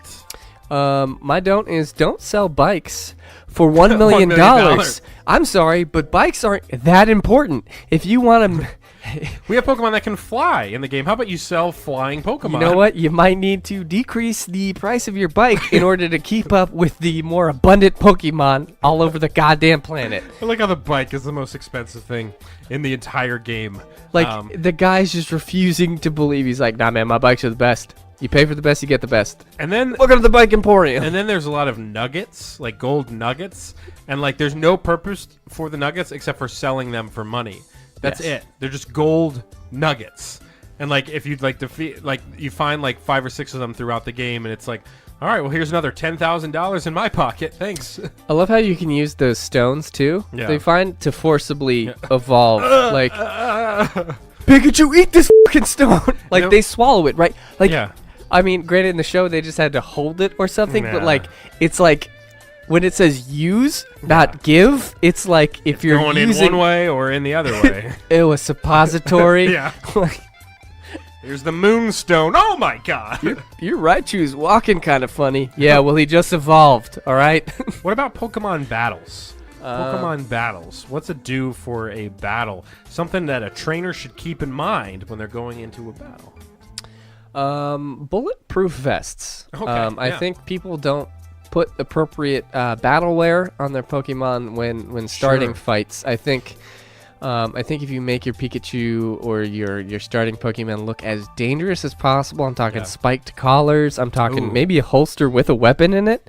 I mean, True. they don't have thumbs, but like, I feel like if Maybe you're like gonna a taser. if you're gonna pick a fight, I'm not gonna pick a fight with Yeah. a heavily armed Pokemon in addition to it being a Pokemon. You know what I'm saying? I like that. For my do train your Pokemon to attack the other trainer, not just the Pokemon. That's because amazing, yes. Honestly, if you just take I think out that there's like trainer, you can take everything. You can take the money. You can take their Pokemon. I think in one of the movies or the shows that was like a mechanic of the game. yeah. Like it's sort of like so like when a giant Megasaur uses solar beam, Yeah. if that hits a person, Because the person's like 10 feet behind him. person has to die. Flamethrower? yeah. I Hyper feel like beam? and I feel like if the trainer was too injured to train Yeah. or to command his Pokemon, the game was over. Because I think you could just literally take the Pokemon from the other trainer after you kill them. You say, Pikachu, electrocute that guy. His heart will stop.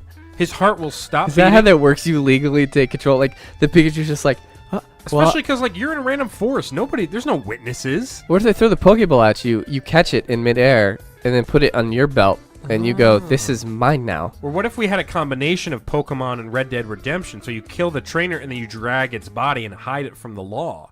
And then Right. suddenly you've got your hiding places. I mean, technically, there's an ocean in that game. You could just toss them in with surf. You just toss the body into the water. I actually did not. So I got a buddy that's going to I guess he's now a work buddy. So I've been Oh, making you have new a friends. Well, because I'm in a different office now, different teams. Cool. What's his name?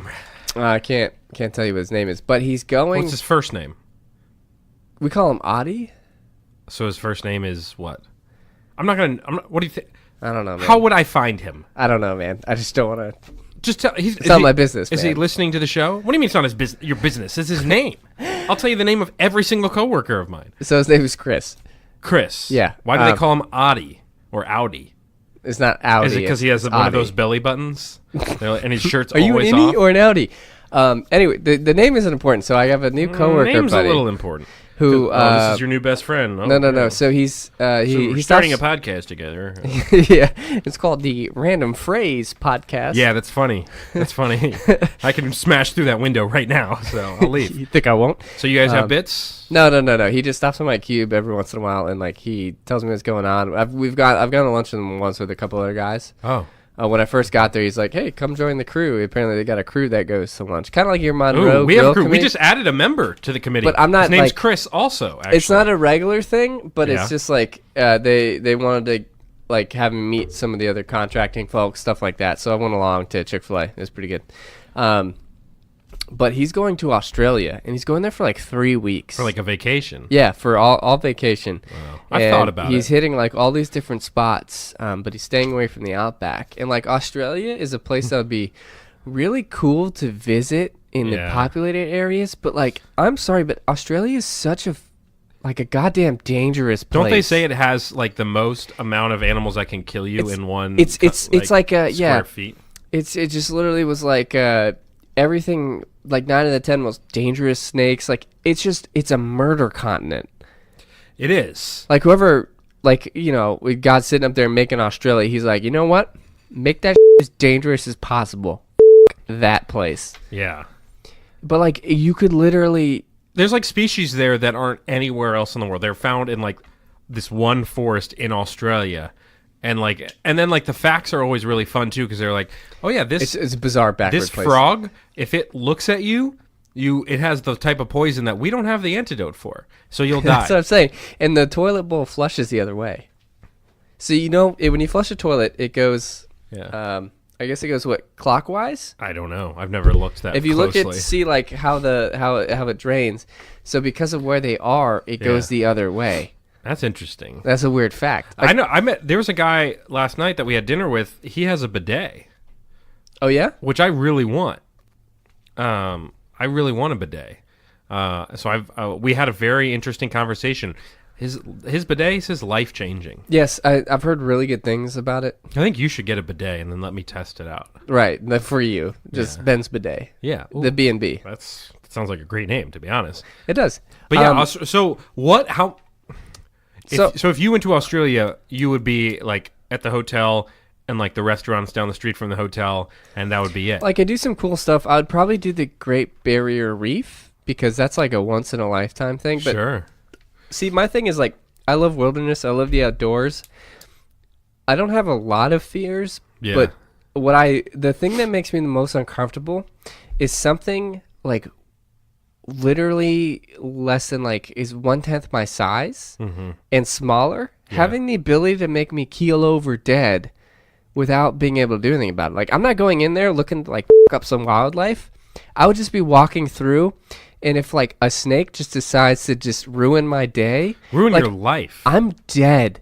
You're dead. It makes me uncomfortable. That thought makes me uncomfortable that something so small could end my life. Oh yeah, and it instantly. could be like no. Honestly, there are frogs where it's like if they spit in your mouth, you're dead. Like one of the most dangerous jellyfish in the entire world is probably this big.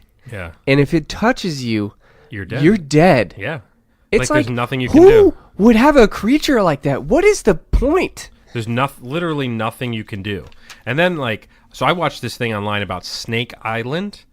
Oh, yes. It's an entire island that's like every solely inhabited by snakes. It's like some dumb number of square feet. Every X amount of square feet, there is logically a snake. And it's literally illegal to live there, to go to that island without the government's permission. Scientists it's illegal. Will go there. It's the only people that are allowed. And then they will still die. There's one lighthouse.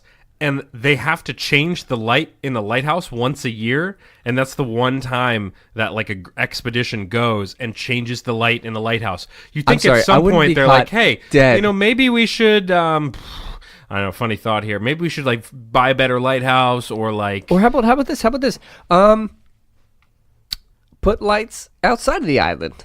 Build your own island next door, or a giant sign that says "Don't crash into here" because there's snakes everywhere. Or just let it happen because.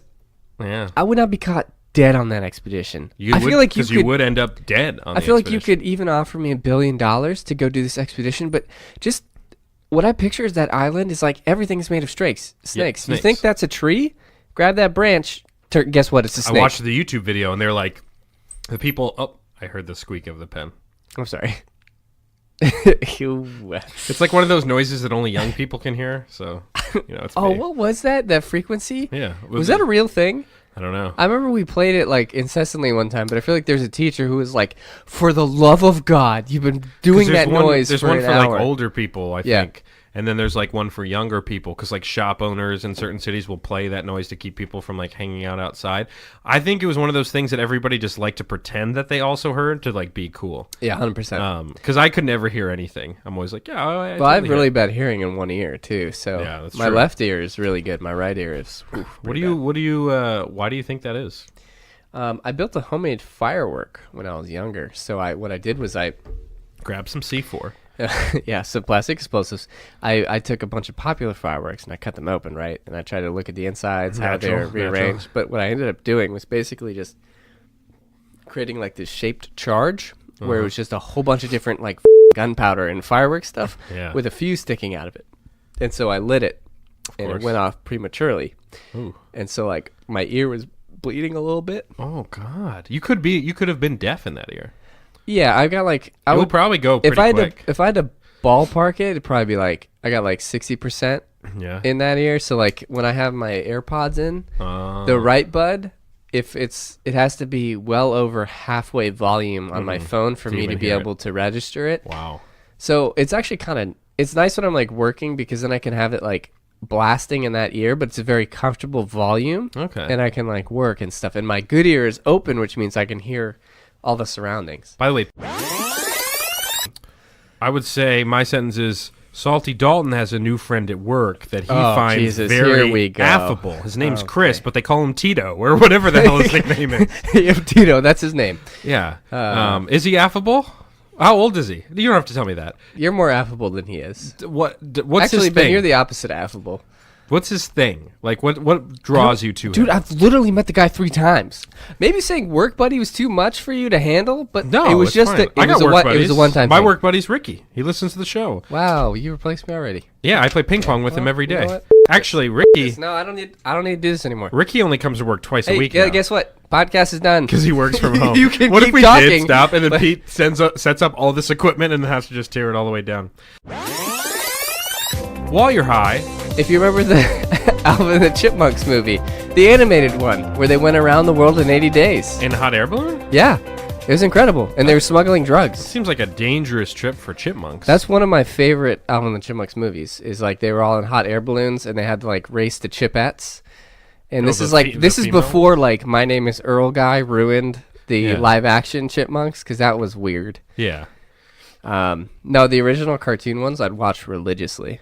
And they went on a trip around the world. Yeah, it was a How movie. could they man? Was it just them or was the guy with him too? So John? they basically- Is that his name? No, that's Curious George. No, No, that's Garfield. that's Garfield. Yeah. Yeah. Hey, John. That's how Garfield talks. David. David is the And the Odie? dad. Odie? That's the name of your friend at work. The nickname. Odie? Right? Is that what he goes by? It's Tito. Bozo? Welcome in our CMO. What up? Pete, you have not been on the podcast since the Pete Cast, which was the Pete Cast / Swedecast. Oh, thanks for coughing. Appreciate that. And you're here. Hey guys, This can is confirm. this is pretty big because Yeah, Pete I was mean, our it's not that. He's our first guest, big. so we've come full circle now. And Pete, being a youngling who is a young entrepreneur, starting up a podcast and then leaving it, yeah. is sort of This is for me, right? yeah. okay. Sort of it is kinda- now. Sort of just kind of left us in turmoil, a constant state of flux, and then Pete is now returning Yeah. and the showing prodigal son. showing Father. a modicum of interest to the show. Yeah, and Pete, the real reason you're here is we are going to be giving you a performance review here Cool, tonight cool. on the show.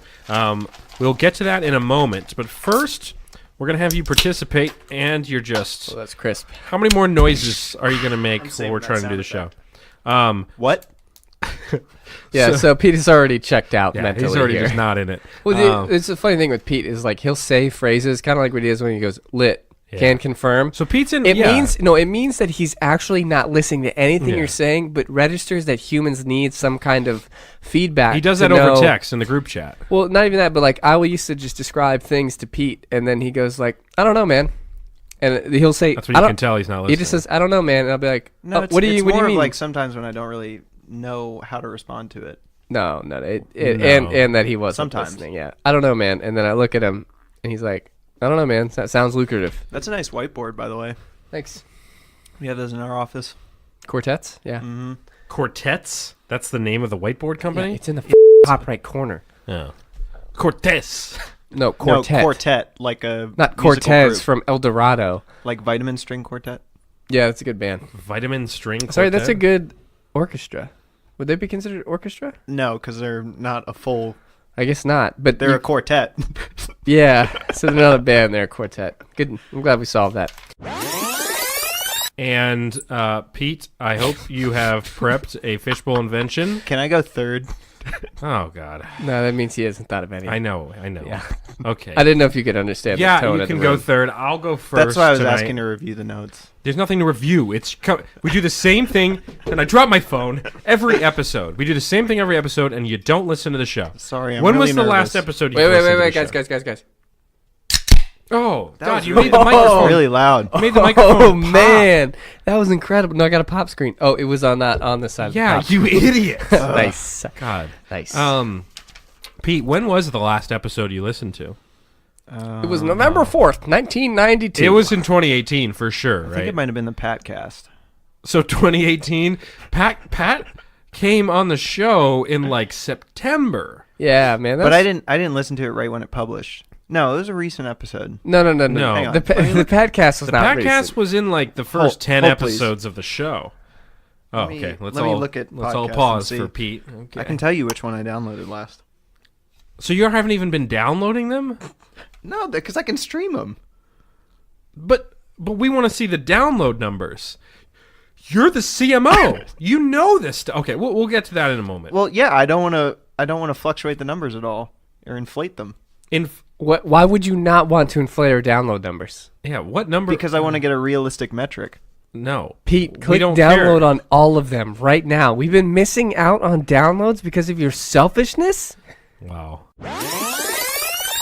Starting now. All right. So, it's 7 o'clock on a Sunday morning. You wake up, 7 o'clock. 7 a.m. or p.m.? 7 a.m. That's why I said Sunday morning. Okay. Whoa. Okay, guy. Getting So- testy. You realize you need to make a trip to the Oval Office. What? The shitter. Oh. Oh, I was like, when did the president just Yeah, gonna this come is in? a specific invention for the You president. need to get in right now. You get into the bathroom, you sit down, and you realize, oh, I forgot my phone. What am I going to do? Fortunately, you're sitting on the literature. Okay. Okay. on the floor. Okay, I like where this is going. You have 20 seconds. Extending out from the is a screen, and it brings up magazines and books, and you can tap the toilet left and right side to flip pages. It's a screen. It's installed. Wait, hold on. You have 10 seconds. Anything else you'd like What's to the add? name of it? Nope, that's it. The literature. The literature. Questions. This I is got gonna be great questions. because I have to bleep the S word. Yeah. So- so That's why I yeah. did it. Also, you Yeah. missed the F word like 3 times last episode. No, I didn't. Yeah, there's at least 2 times where the No. F word came up. It's not a big deal. I mean, we're know what's listed funny as is 'cause explicit. The past couple times I've edited, I've fallen asleep during it. And so like 5 minutes will go by, and I'll be like, oh god, and then like it'll still be playing. I'll be like, all right, let me make sure I'm editing. So So quite possible. So you sit down on this derriere yeah. Toilet. device. So wait, Yes. where is the device in the floor? No. So It's- what I imagine is happening, Pete. I have the floor. No, you don't. It's my idea, Pete. I've just commandeered your idea. No, you haven't. No, but I think so. Patent You pending, said, bro. So you sit down, Pete, and you hit some type of button. Is it on Wi-Fi? Yeah, yeah. It So, connects but to your Wi-Fi. my question is, why bring up a screen to just show magazines? because Why not play games? People hate magazines. or watch Netflix. But nobody You could do listens to that too. magazines. But like, Or the main reads selling magazines. point is like, who still reads when they? lots of people read on the toilet. Nah. Eh? I mean, I mean, I really like the read on my idea of a phone. screen. Yeah, I but love. you forgot your phone why?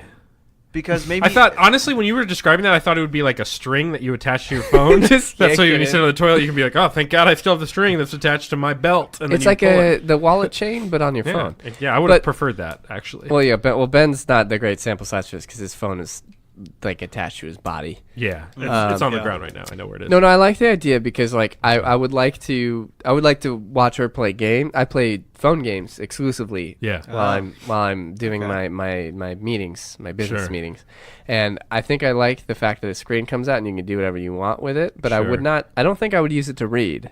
Is my No. thing. Like if I got a giant like iPad in front of me, the last thing I'm doing is opening up the audio or the Kindle or something. Yeah. So I'll give you 3 because I think I'll give him. Let's see. I go 3. I'll go 2.5 because that's halfway. Because the idea is great, but your purpose is lacking Yeah. direction. But I appreciate the effort.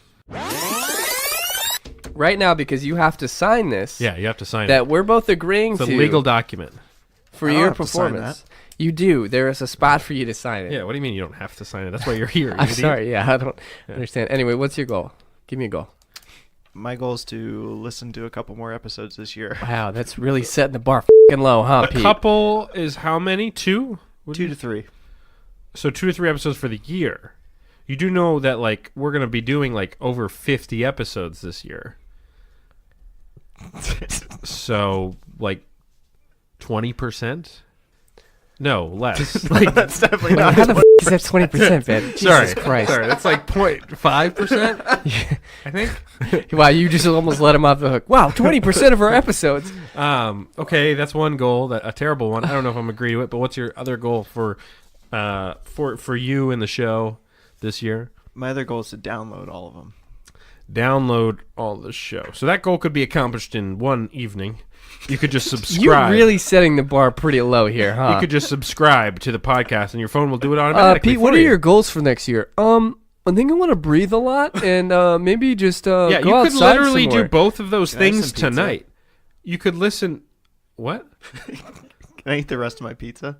You're not done yet. We're in the middle of an employee evaluation. Would you do You this? get the rest of your pizza when you sign the goddamn piece Wait, of paper. if I'll you sign that. Wait, did we agree on his goals? On those being his goals? What do you think he's gonna give us? Yeah, What? that's Oh, true. I'm gonna book you Bill Gates for your next interview. He has that capability, but he won't give it to us. I don't have that capability. Yeah, you do. You're CMO. Yeah, Pete, don't They all sell speak yourself the same short. language. There's a reason that we picked you for this job. Nah, but dog. what I can't find for the life of me is the reason you don't want to do this job.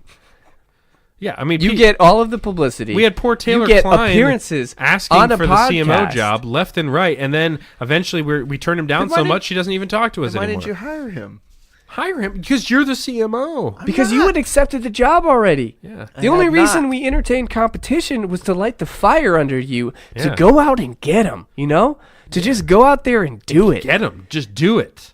And you know what you did? You went out there and Yeah. you went back inside and you sat on the couch and said, nah, man, not Said, me. Oh, can I finish my pizza? That's what you said. Do you think when Napoleon Bonaparte was conquering Asia and Europe, he was like, hold on, guys, I'm going to think- finish my pizza? Yeah, you think when George Washington had to cross the Delaware River in the freezing cold, you think Yeah. he said, guys, call it off. Yeah. I need to finish my pizza before it gets cold. He Do you might have. think? They Do you didn't think have when my pizza back Uber then. driver came to pick me up that one time and couldn't figure out where I was because I was one block over than where he thought, you think he was like, oh no, I'm going to turn around and go eat my pizza? No, he said, I'm going to go find this guy and I'm going to put him in my car and Well, drive good him for home. Yeah. He's getting paid to do that.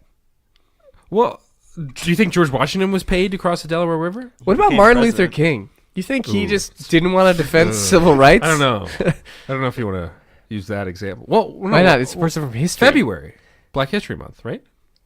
It's also Tomorrow's there's MLK February. Day. Yeah.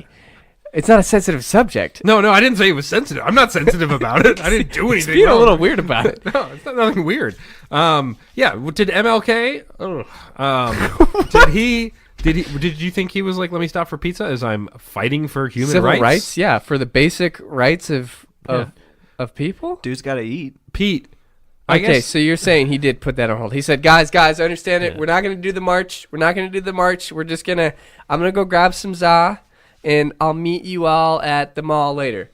you think what you're doing Sure. right now in your life is more important than this show? He has to think that hard about it. Jesus Christ. Okay, Pete, tell you what, why don't you just go ahead and sign Yeah, and sign date his. this. I ain't got to sign that. You just got to you need just to sign sign and date it. this, Pete. We'll move on here. So Brady, 25-year-old, hello is the subject line. Brady says, I'm crushing on someone pretty hard. Yeah, I bet you are, Brady. I never have actually been able to say, hey, how can I talk to her in a casual, this is causal, Russell, causal and organic way? Should I just ask her out? first of all, don't ask her out. Do not Don't. be that guy. Don't. You know how creepy that is? Yeah. Just put yourself in the other well, person's does it shoes. say that he works with her? It doesn't even just say says, it's "I'm a crushing on her. It somebody." just says like if Or a guy, somebody. yeah. But like think about it in your position. Like if you have never Never talked said, to anyone yeah, and someone yeah, came for out of the sure. blue and was like, "Hey, you want to date sometime?" Yeah. No. What you should do is just go say hey. Just say hey. But what we can help you with is interesting Yes. ways to say hey. Absolutely. Interesting way number one. Definitely spill stuff on her. Yes. Spill stuff God, on that's her. such. No one ever does that anymore. No, and it's a such classic move. It's such a classic move. Spaghetti sauce. Like you're just You carrying. don't carry a thing of ragu and Carrying go, literally "Oops." a bowl of spaghetti. Oh God, sorry. It's like at the park and something like that. You got your bulgogi bowl. You spill a little bulgogi on them. That sounds on her really or dirty. him. It And sounds then, too much like. oh God, no, Bleep nobody that. said that. Yeah, I'm definitely believing that. I'm not, because I'll fall asleep. You'll spill it on them. And then you go, oh my God, I'm so sorry. Like I saw my hands. These aren't my hands actually. They were surgically surgically added from I a lost cadaver. my hands in a car accident, and luckily there was another person that died the same day, and they gave me their hands. So sometimes they just do things and I can't control it. You're beautiful. No, you don't even say you're beautiful. You just say, hey, do you mind walking me home? Because with these hands, I don't know if I can make it. And then you guys just hang out. So stupid. And you just like watch a movie or something, and then like the next date, and then next time, and so you just keep interacting with them, and it all starts. These aren't my hands. Yeah. So But it's it all a starts two-part with- thing. yeah. Spaghetti. Okay, I get that. Yeah, it all starts with spaghetti. How are the teeth, by the way? When's your next dentist? Is it coming up? It's got to be coming up. It was around Thanksgiving time. Yeah, it was. I mean, in about a month or so. 4 Yeah. months, so 1 month. How do you think you're gonna do this time? It's gonna be a little rough. Probably not great because they wrote me a referral to go see someone about my wisdom teeth. Oh, your wisdom teeth aren't out? I have all four still, and they the cause me pain from time to time. What But the here's the because thing. you're supposed to get them taken yes. out. Okay, but here's the thing. So How did you miss out on that? We all had to deal with that. well, I can still get it out. You don't just. It's not a one-time No, but thing. we Like, all do. well, you didn't get it. But you're supposed to around a certain age. It's like, oh, everybody's it's a lot getting their easier. teeth out. Yeah, but you can get it as an adult. But Yeah, if you're a freak. so what? Escape room, wisdom teeth edition. So they wrote me this referral in 2014. Oh, It is God. 2019. Yeah, I like how you have to look at your watch, double check the year. And every year I go, basically, they're like, oh yeah, you still need to get these out. I was like, I Yeah. know, you gave me the referral, I lost it. They're like, okay, they made a copy of that referral. It's all right. And all they do is just keep making a copy, and the date says 2014, and I feel so much guilt, and I can't look them in the eyes again without scheduling it, so I'm not going to my dentist appointment until I can tell them I'm going to go see that specialist. It's all right. I have a jug I haven't peed in a month that I'm supposed to pee in. What? It's for my kidneys. They like Why ship don't you this pee in kit. it? Yeah. Well, they ship you the kit, and you have to like pee in a day, and I keep forgetting, and I keep getting texts from the company being like, "Hey, we noticed you're supposed to do this in January, and you haven't sent us Why the don't you results just back." do it when you're at home? Keep it in the bathroom. Well, so you have to do it for a full day, and I don't. And last time I did it, I kind of cheated a bit, and I remember them telling me we've never seen this low amount of pee before. They were what like do you mean? You worried. cheated a little bit. Like I forgot sometimes, so like I only peed in it a little bit, and they were like, "Wow, there's like if this is actual like how much pee like you make in a day, like this is unhealthy." That's why I started drinking a lot more water now. But so I have a jug, an empty orange jug that's sitting in the corner of my room that I'm supposed to be peeing in. But there's no like there's no like easy way to be peeing in that. An empty orange jug just sitting in your I haven't done room. anything with it. Yeah, it's in my room. Is that they where sent you it in the store mail. it? They sent So it in the you mail. you walk over to the bucket and just pee in it? Yeah, you're supposed to just pee directly into it. And you're just leaving that open in your room? I haven't done it yet. Okay, but when you do, are you just gonna? Where am I gonna put it? So it's like a chamber pot for your bedroom. So it's like an orange jug. Think of like the same jug you would carry gasoline in. So you stick your wee in the nozzle directly in there. You unscrew the top, you pee directly in there. After you collect a day's worth, there's this little vial that you're supposed to take the top off of and throw it in there and then shake it all around. And then you take this other thing and you get this Please scoop, make sure this it's sample. sealed before you do that. Otherwise, I just Yeah. see you just like when you win a championship, just spraying But pee like, all over the room. I don't know what else to do with it. So yeah, I just basically during that Just day, get it over with, dude. During that day when I have to go to the bathroom, I just go, oh wait, I don't even have to leave this room. And then I just pee in the Do jug. it on like a Saturday. All right, that's the plan, but I keep forgetting. I get busy. How do you forget an orange get bucket busy. designed for pee? Guess what? We've got two killer sponsors that you may not have heard of, but they are really breaking the molds. What? I can't hear you. What? Is it too loud in here? I don't know what you're saying. Sorry, hold on. I had earplugs in. Earplugs. What? Wait, hold on. Let me take mine out. I can't hear you. I'm at a rock concert and I don't want to hear any of the Sorry, music. I put mine back in. What? What did you say? Did you say rape party? Are you saying how do you play? Did you say rape party? What am I playing? I don't want to be a part of that. I don't know what. I don't want to be a part of that. Smart of what? Sorry. Whatever, man. Earplugs. I wanted to see how long we could go with that. Just spend the rest of the show going, what? What did you say? It'd be funnier if it was an actual like skit. Like people are just hearing us. Well, we've also got another sponsor, and you may not need these. There's an enemy out there. There's an enemy out there. You're right. Trying to burn your skin, trying to fry your retinas, trying to turn you into a shriveled old raisin that gets passed out for Halloween to little kids. If you're a terrible Halloween person. This enemy doesn't sleep. This enemy revolves around our Earth. This enemy, actually, we revolve around it. It's the sun. Yeah, It's been trying to murder us since at least 1825. Forever. And we're going to eventually die in it. Yeah. It will eventually take us. There are certain things that we can do to take the fight to the sun. You know what we need to do is we need to get a time capsule and just put episodes of the show in it and bury it somewhere, and then when they do eventually uncover it, there's like, they're like, what? This is what they did. With our luck, are the only records that survive. Yeah, and like they're like, this was the pinnacle of technology. Yeah, that's literally the only time capsule that makes it, and they're just like, these guys are just, what do they even do? I don't understand. Is this an ad? Yeah, like I don't get it. Sunglasses. Sunglasses. Protect yourself for the sun. You can't see the haters if you can't see the haters. The shades. You know those shades that I really found fucking stupid? What? Were those Kanye West, the bar shades, were just bars, and it looked through. How can you see? It basically felt like you were peering through blinds 24/7. Yeah. I was like, I wouldn't be able to stop anything if anything flew by me. I wouldn't be able to see it. No, I completely agree. I don't like them, and I also like they did nothing. All they did was just increase the intensity of the light coming through the little bands that weren't. And then there's the weird glasses that like turn into sunglasses, and those are always kind of transition lenses. Those are always kind of strange. Yeah, I remember in like elementary school they first started like releasing that technology. You always could tell the nerdy kids. Well, it was funny too because like we'd be outside, it would turn like they would turn into sunglasses. Yeah. It was super cool, but then it would take so long to turn back. Kids are bumping into walls. So kids would be in the class and like they have trouble seeing the blackboard because they're wearing f***ing sunglasses. And they can't take their glasses off because then they still can't see anything. Yeah.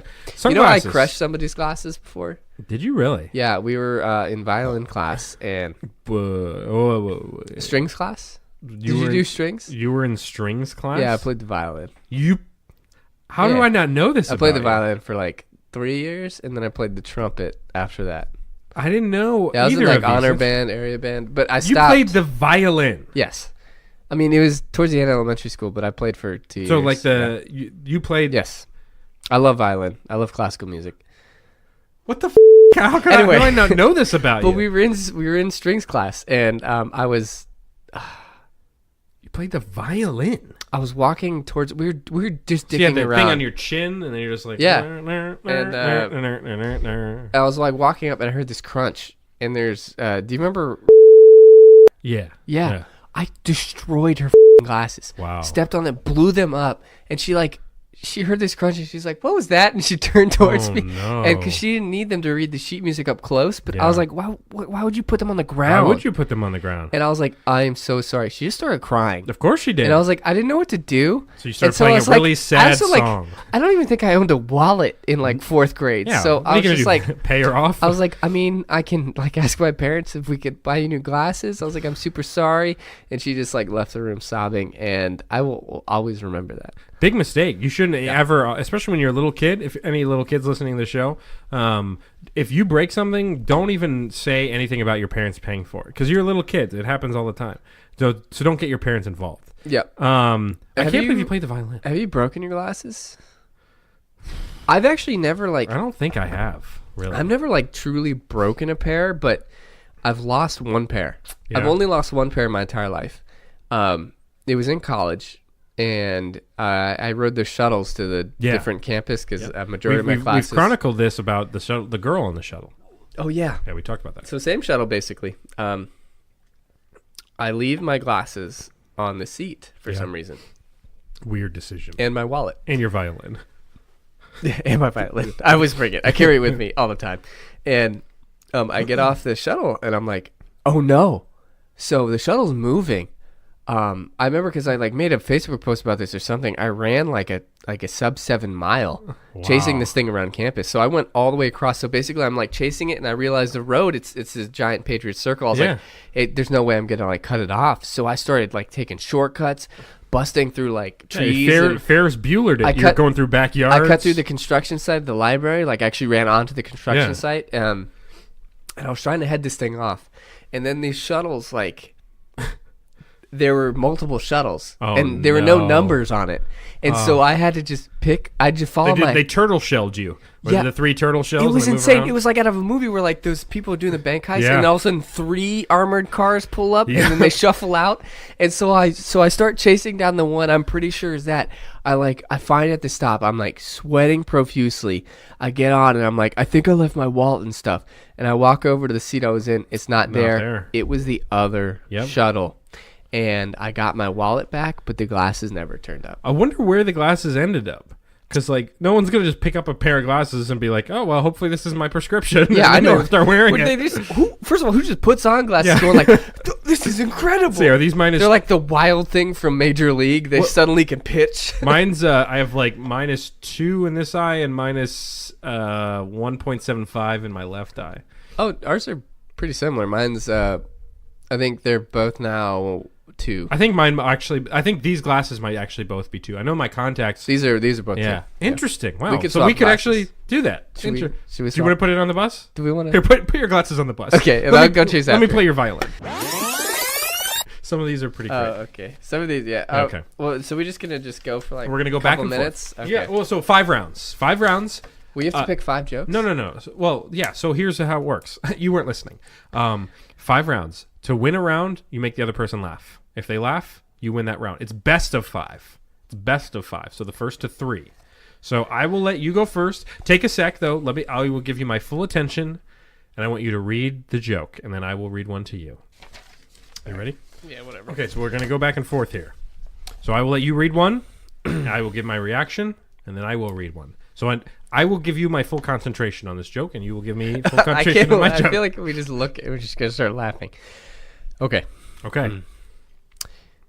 What do you call a fake noodle? An impasta. Oh god, that was dumb. Okay. Okay. That was fast. Well, no, but I have a chance to respond, like in Pong. Okay. Okay. Let me find it here. Are you paying attention? Sorry. Okay. All right. Here we go. The only thing worse than having diarrhea is having to spell it. Okay. Well, okay. All right, so you won round 1. I'll give you the ding there. Oh, that wasn't loud enough. Let's give you the real ding. I'll give you the ding there. All right, round 1 goes to you. That was quick. All right, your turn. How Round many apples grow on a tree? All of them. Okay. Let's go with... Okay, tough crowd. I went to... Are you listening? Mm-hmm. I went to a seafood disco last week and pulled a muscle. Doesn't matter if I laugh. There's no audible laugh. We're good. Where did the one-legged waitress work? IHOP. I saw that one as well. Okay. That's a good one. All right, ready? Mm-hmm. I've deleted the phone numbers of all the Germans I know from my mobile phone. Now it's Hans free. I saw that one too. Hans free. I'll Yeah. get you. Actually, wait. I don't get my point yet. You get a chance to respond. Oh, that's gonna be tough. I dreamed about drowning in an ocean made of orange soda last night. It took me a while to work out. It was just a fantasy. No, that's gonna go to me. Fantasy? No. All right, so it's 1-1. 1-1. I love the Hans free one.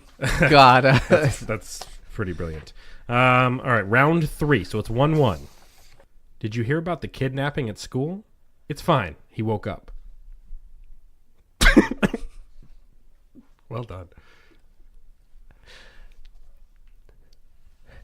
A man walks into a bar and orders helicopter-flavored chips.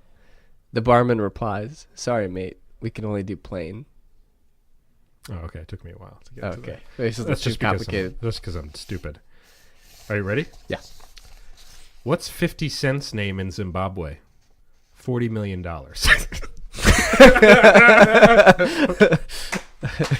All right. Your rebuttal? What kind of magic do cows believe in? Moodoo. All right. 2-1 now. You are one away from losing here. Okay. 2-1. 2-1. Let's see. All right. Why did the girl smear peanut butter on the road? To go with the traffic jam. Well done. Why do scuba divers fall backwards into the water? Because if they fell forward, they'd still be in the boat. That's close. You almost had me. God, there is a lot of seafood ones. There's so many seafood ones. Like the whole thing is seafood ones. Are you ready? Mm-hmm. I went to the zoo the other day. There was only one dog in it. It was a Shih Tzu.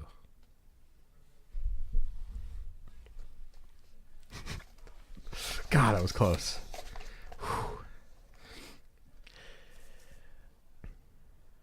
A sandwich walks into a bar, and the bartender says, "Sorry, we don't serve food here."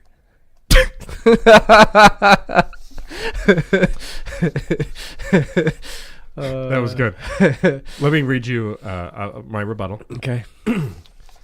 2 peanuts were walking down the street. One was assaulted. Wow, well done, well done. All right, it's 2-2. This is the final round. You get to start here. Final round of the joke off, the dad joke off. Hold on. Okay. I have something in my shoe. I'm pretty sure it's a foot. Oh, so I got screwed up because I thought you were actually saying something. Sorry about that. Damn it, I wasted that joke for Yeah, nothing. you did. Let me go to this. I went to buy some camouflage trousers the other day, but I couldn't find any. Okay. This is going to be a tough one. Game 5. This is so stupid, but I You're like so it. dumb. Okay. My cat just got sick on the carpet. I don't think it's feline well. That's pretty funny. Here, I want to make sure we're not looking at the same page. I'm going to go to a different page. What's Forrest Gump's password? 1 Forrest 1. That's a pretty good one. Thank you. I didn't write it. I just watched a documentary about beavers. It was the best damn program I've ever seen. I didn't get it the first time I read it. All right, let me see if I can make you laugh here. This is for the win. For you. I need a good one here. If your nose runs and your feet smell, you're built upside down. Wow, he didn't even get it. Yeah, sorry. That was The a win. little hard. The win for Salty Dalton there. Congratulations. That was dumb, but that was kind of fun. Oh, I like it. I feel like it. if we both had like sheets of like our best ones ready to go, Yeah. that might be worth doing again. That was the dad joke off. Due for gardening. So they do talk a lot about using natural manure for gardening. Gross. So here's what they don't talk about, but maybe they should. In your own garden. I'm glad that you took us to that place because that's where we're going. You don't have to go and buy this fancy manure at the store. Gross. You know what's a great manure producer? You and yourself. All you have to do is grab like a paper plate or something, put it in the toilet. Wait. And then wait. do your business, and then there's your manure. It's right there. Hold on. So instead of just in the garden itself, you want them to there's on and a stuff. plate? No, you don't want the neighbors to see. So Well, yeah, you want them to poop on a plate. in the toilet. Pick that plate out of the Yes. toilet, then carry it outside. Yes, it's one of the easier ways to do it. So create your own manure for the garden.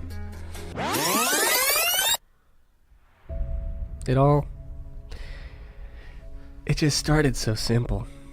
We had met walking our dogs in the neighborhood. It was great. We hit it off, and then one thing led to another, and we went on a few dates, and then everything changed. Everything did change, and we started talking about, hey, did you get that letter from the HOA about the door? Yeah, I wonder why they want us to leave it unlocked during the day. I've that never doesn't make sense. I've never does it? seen that before. It's weird.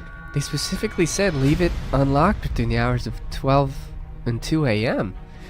It's probably nothing, but they've never steered us wrong before. No, they told us what to paint and where to cut our grass, and I trust them. Do you? And then, in the dead of night, they heard their doors open, one by one. Footsteps on the hardwood floors that approached their bedroom. Knock, knock. Wait, they already came in, though. Yeah. What are they knocking? On the bedroom door. Oh, okay, cool. Oh, on the bedroom door. Yeah. Got it. Knock, knock. Who's there? It's the HOA. We've come to collect our fee. They've got a chainsaw. Ooh, I like that. That was a good Yeah. sound effect there. Man, this is a long trailer. Let me A story of love. A story of HOAs. I love you. Don't kill me. Please stop. We had so much going for us. Until I joined the HOA. Is this about the visitor parking? Murder condo. Murder Coming condo. this spring. I love those because, like you said, they're like a trailer, but then they're just dialogue, and then we never really quite know where we're going with it. I love you. Is this about the visitor parking? Okay. Yeah, it's a story about a woman and a man who fall in love, and the HOA is a murder society, and the man ends up joining and then kills his true love That's over it's visitor simple. parking. You should have It's been able to get that incredible. out of Yes. But since we didn't get to do our Valentine's show, there is something that I did want us to do, and we'll get some little music behind here. And Valentine, yeah, unbutton your sleeves here. And Valentine's was Thursday, but it doesn't matter because we're in the mood for not quite love, Salty Dalton, but hate. Which sounds really weird to say out loud. Just get in the mood to hate something. So for Valentine's Day this year, I hope you had a good one. We'll get to both of ours here in a moment, but first thing first, Salty Dalton, I'd like to go back and forth here a little bit and share some things that we hate on this loving there's been a Valentine's lot of love holiday. out there, so I think in order to balance the scales, we have to put out a lot of hate. Because the show is, it's not a hateful show, but we can't say the show is. Yeah, the show is literally about hate. Well, Is we can't go with the norm, what Right. normal people are doing. So I'll start us off here. I've got a list here. We'll go back and forth. I actually didn't make a list, so I'm going to come off with these Sure. as I'm thinking about it. I hate when people ask, "Is this the line?" When clearly it's the line. Like clearly we're all lined up, and people still ask, Is "Is it this just the the line?" off chance that someone's just like, no, and they're like, oh, thank God I can go to the front. No, this is just a coincidence. The way we're Yeah, all we just happen to be standing. standing here. We all just are fans of this display. 100%. I hate that. Okay. Let's see. I hate the feeling of seaweed on your leg. Ugh. I feel like there are not a lot of things that can come close to that. It's just like the unknown and the weird feeling of that makes me feel like I'm going to be sucked underneath the water by a sea monster. It's gross. Anything ocean-wise, I wear water shoes. You wear water shoes. I'm that's terrified. you. I'm terrified of crabs just being there. I got stung by a stingray. Yep. Yeah, and That's if terrifying. I had water shoes on, maybe still would have happened, but Yeah. not as bad. I hate when the bathrooms don't have dividers where the urinals are. I don't need obviously a full divider, but I need some division that separates my penis from the man Do you feel to the like right of me's penis. is it because you feel like without the divider you're going to look?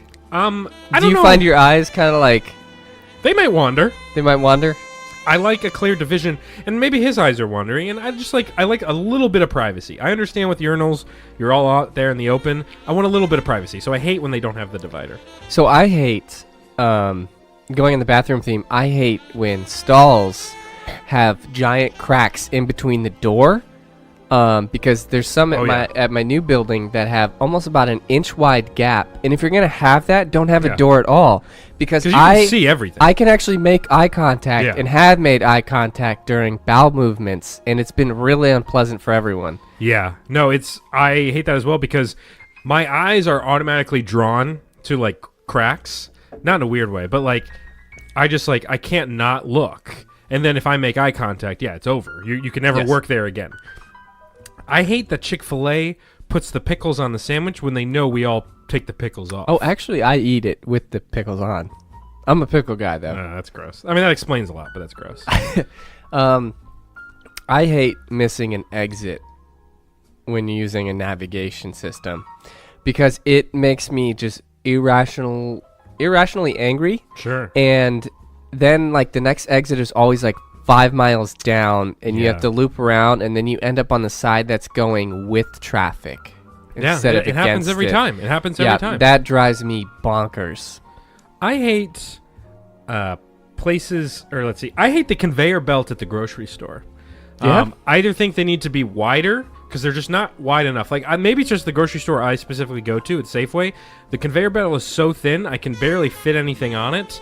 And then I hate when you have to kind of stand and wait for the person in front of you to put the divider down. Well, and if there's no divider, then how safe? I dealt with that. How much distance is a safe distance where the cashier doesn't start ringing it up? Because that's happened before. I literally had to separate. I literally let him basically take the entire conveyor belt, and I stacked up everything at the very end of it, to make it very clear my groceries weren't part of it. Because it's happened before where the cashiers just kept scanning, and the people in front of us, they started scanning our rice cakes and stuff on them, and we're like, hey, right here, that's ours. And then it just creates a problem for everybody. So I just hate maybe the whole experience of the conveyor belt in general. Okay, that's fair. I hate when you think a bottle is going to be a twist off and it is not, and you look like an idiot. Yeah, that's happened to me. And many you also times. never have a bottle opener on hand. Yeah, especially with beer bottles, especially because beer is such a manly drink. And then if you're twisting and they're it's not a twist off, and you're just sorry,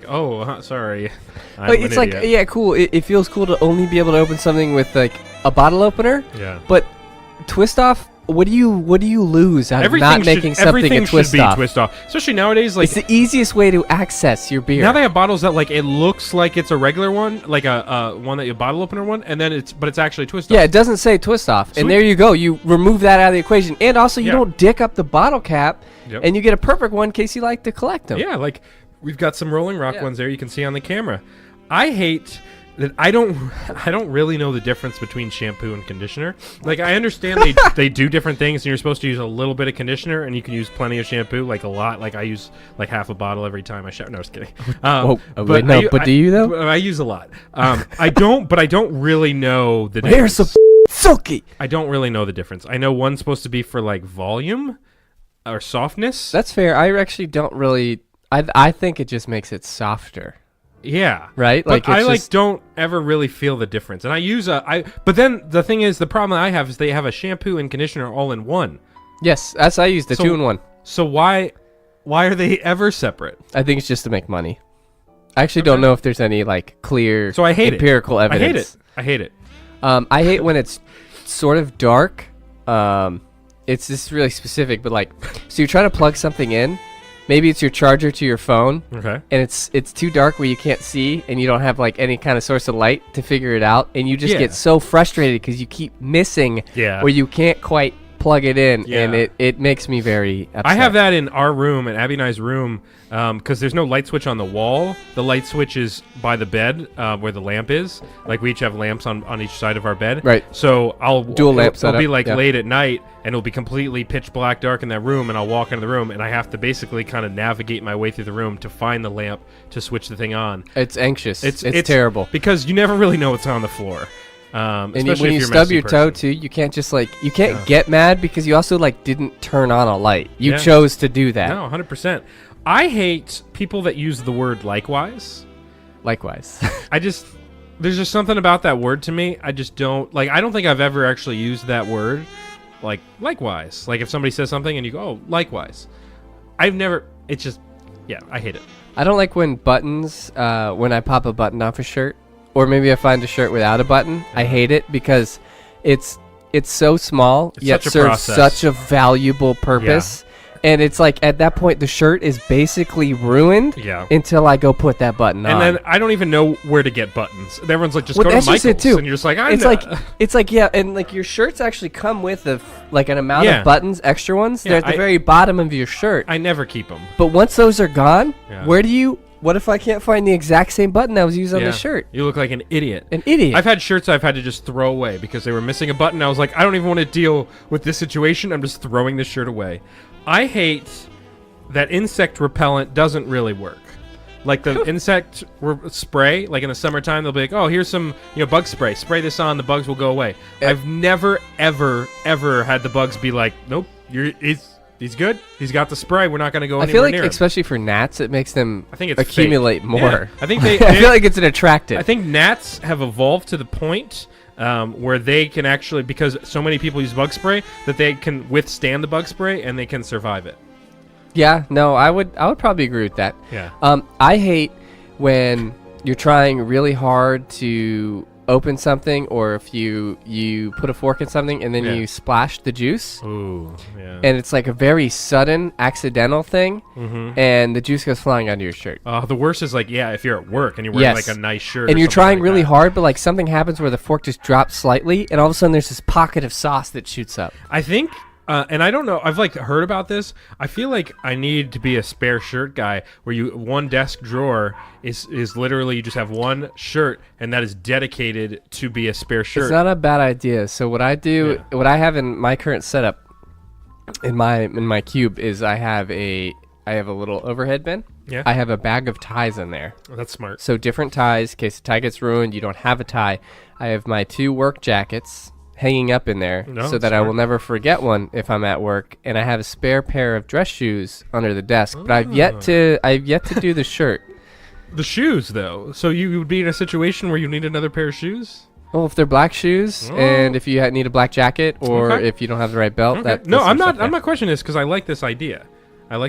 Yeah, it's coming handy. We'll run through a couple of ones fast here. So to finish up our hate sesh, this is a hate sesh. Yeah. Any other ones here you'd like to throw out there? I hate. I hate What do you when hate? shoelaces are too f***ing long Yeah. for your shoe. I have a shoe one, too. I have a pair of these workout shoes, and the laces, when it's comfortable on my foot, I have to quadruple knot Yeah. just to get the goddamn bunny ears at an appropriate length. Otherwise, the laces are just flying all around. Who needs laces that long? Nobody. Why do they make them a factory Doesn't issue? make any sense. It drives me up the wall. I hate bending down to tie my shoes. If I'm standing, sitting, super easy to tie your shoes, no problem. But if you're in a situation where you can only there's no place to rest your foot up to tie it, you're just walking down a street or something like that, and you have to physically bend all the way over. Yes. It's just a very exposed position. I hate that. I hate the feeling that you have to pee, and that's what wakes you up. Yeah. And because you try to fight it, but it just keeps getting stronger, and the second you pee, you're going to feel immediate relief, but you're not going to be able to get that same sleep you were getting when you had can't. to. And it always will happen 3 a.m. Yes, or Where you're right just- before your alarm, where it's just Yeah. well, I have to get up now, but now I'm not going to be able to get back into REM sleep. I hate when people say spill the tea about gossip. Oh, yeah. I hate that. That's a new thing. I hate it. I hate it. I hate it. Speaking of pee, I did have to do the test thing. I think we talked about this. The orange. Oh, did jug. you finish it? So did you pee in your jug every day? I did finally pee in the jug. It was one day. It was a 24-hour period, and I filled that jug like because last Were time. you drinking a lot of water too? Yeah, exactly. Because Okay, last good. time they were like, this is like an inhumane amount of pee in this jug. Like, this is a problem. This time I made sure that there was enough. So this might have been too much pee. It might have been too much because it was at the very end. But the best part of it was if you had to go to the bathroom in the middle of the night, which happens when you drink a lot of water, is all I had to do. You don't have to go to the bathroom. Exactly. You just step off to the side of your bed. Literally, like Abby would be sleeping, and I'd literally just kind of like sleepily sit on the edge of my bed, pull out the jug, and just do my business in there, and then put the jug back down. What and you go back should to do? sleep. What It was you should incredible. do? I should have that always. What you should do is just keep using Reuse the the jug, jug. and just keep saying it's for a test. That would solve Everything. because half the battle is getting up, stumbling through. You have to turn on the lights first of all, which gets rid of your night vision. Yeah. So then you're even blinder going back. You need a pee jug. So if you need a pee jug. Everybody needs a pee jug. Everyone needs a pee This jug. isn't fishbowl yet, but that's a good idea. It is a really good I think idea. a lot of men could get behind this. Yes. Absolutely. Here, so milk toast. Prison cast. Milk toast. Think of any milk toast in your life. Maybe you're a milk toast. Probably you are if you're listening to the show. You're probably really meek and stupid. What if you're a juice toast or a soda toast? A soda toast. That's. Instead of milk, juice, soda. Hey. Can you remember? I'm the trying last to make time? jokes. I'm trying to be It's not funny. I know. for once in my life. We put a week off. We have to be funny. We have to be. Have you? Can you remember the last time you had French toast? Oh, dude. Hasn't it been a while? It's been a really long time. Yeah, same for me. See, French toast is so good. It's really But good, it's- but here's the thing. The ingredients are so bad for you. But also I never go out of my way to Yeah. order it. So I love French toast. If the options are though pancakes, waffles, French toast is It's at the bottom of my list. Yeah. And it's a shame because French toast is really good. So when I do have it, I'm happy about 100%. it. But I just don't have it that often because I don't run into that situation. Yeah, Like I don't hate it. I love it. Because if but- you're at a breakfast place, most likely French toast, like you said, is like the last thing you're going to order there. Because if they have pancakes are always going to be like a one seat. And then I love a good waffle, a Belgian waffle. is basically, incredible. like, or picking- an omelet, whatever. Picking good breakfast food, like your favorite, is basically like looking at a report card with all A's saying, what was your best grade? They're all A's. Yeah, Like, they're all really good. they're all so good. And so, like, There's no bad breakfast food. breakfast was incredible. And I don't ever have it. The only time I get breakfast is on the weekends. Not last weekend, but the weekend before, I got Bagel Cafe, both Saturday and Sunday. Have you ever gone to an IHOP and ordered something that wasn't breakfast food? No. I have never. No. And they ran their burger campaign.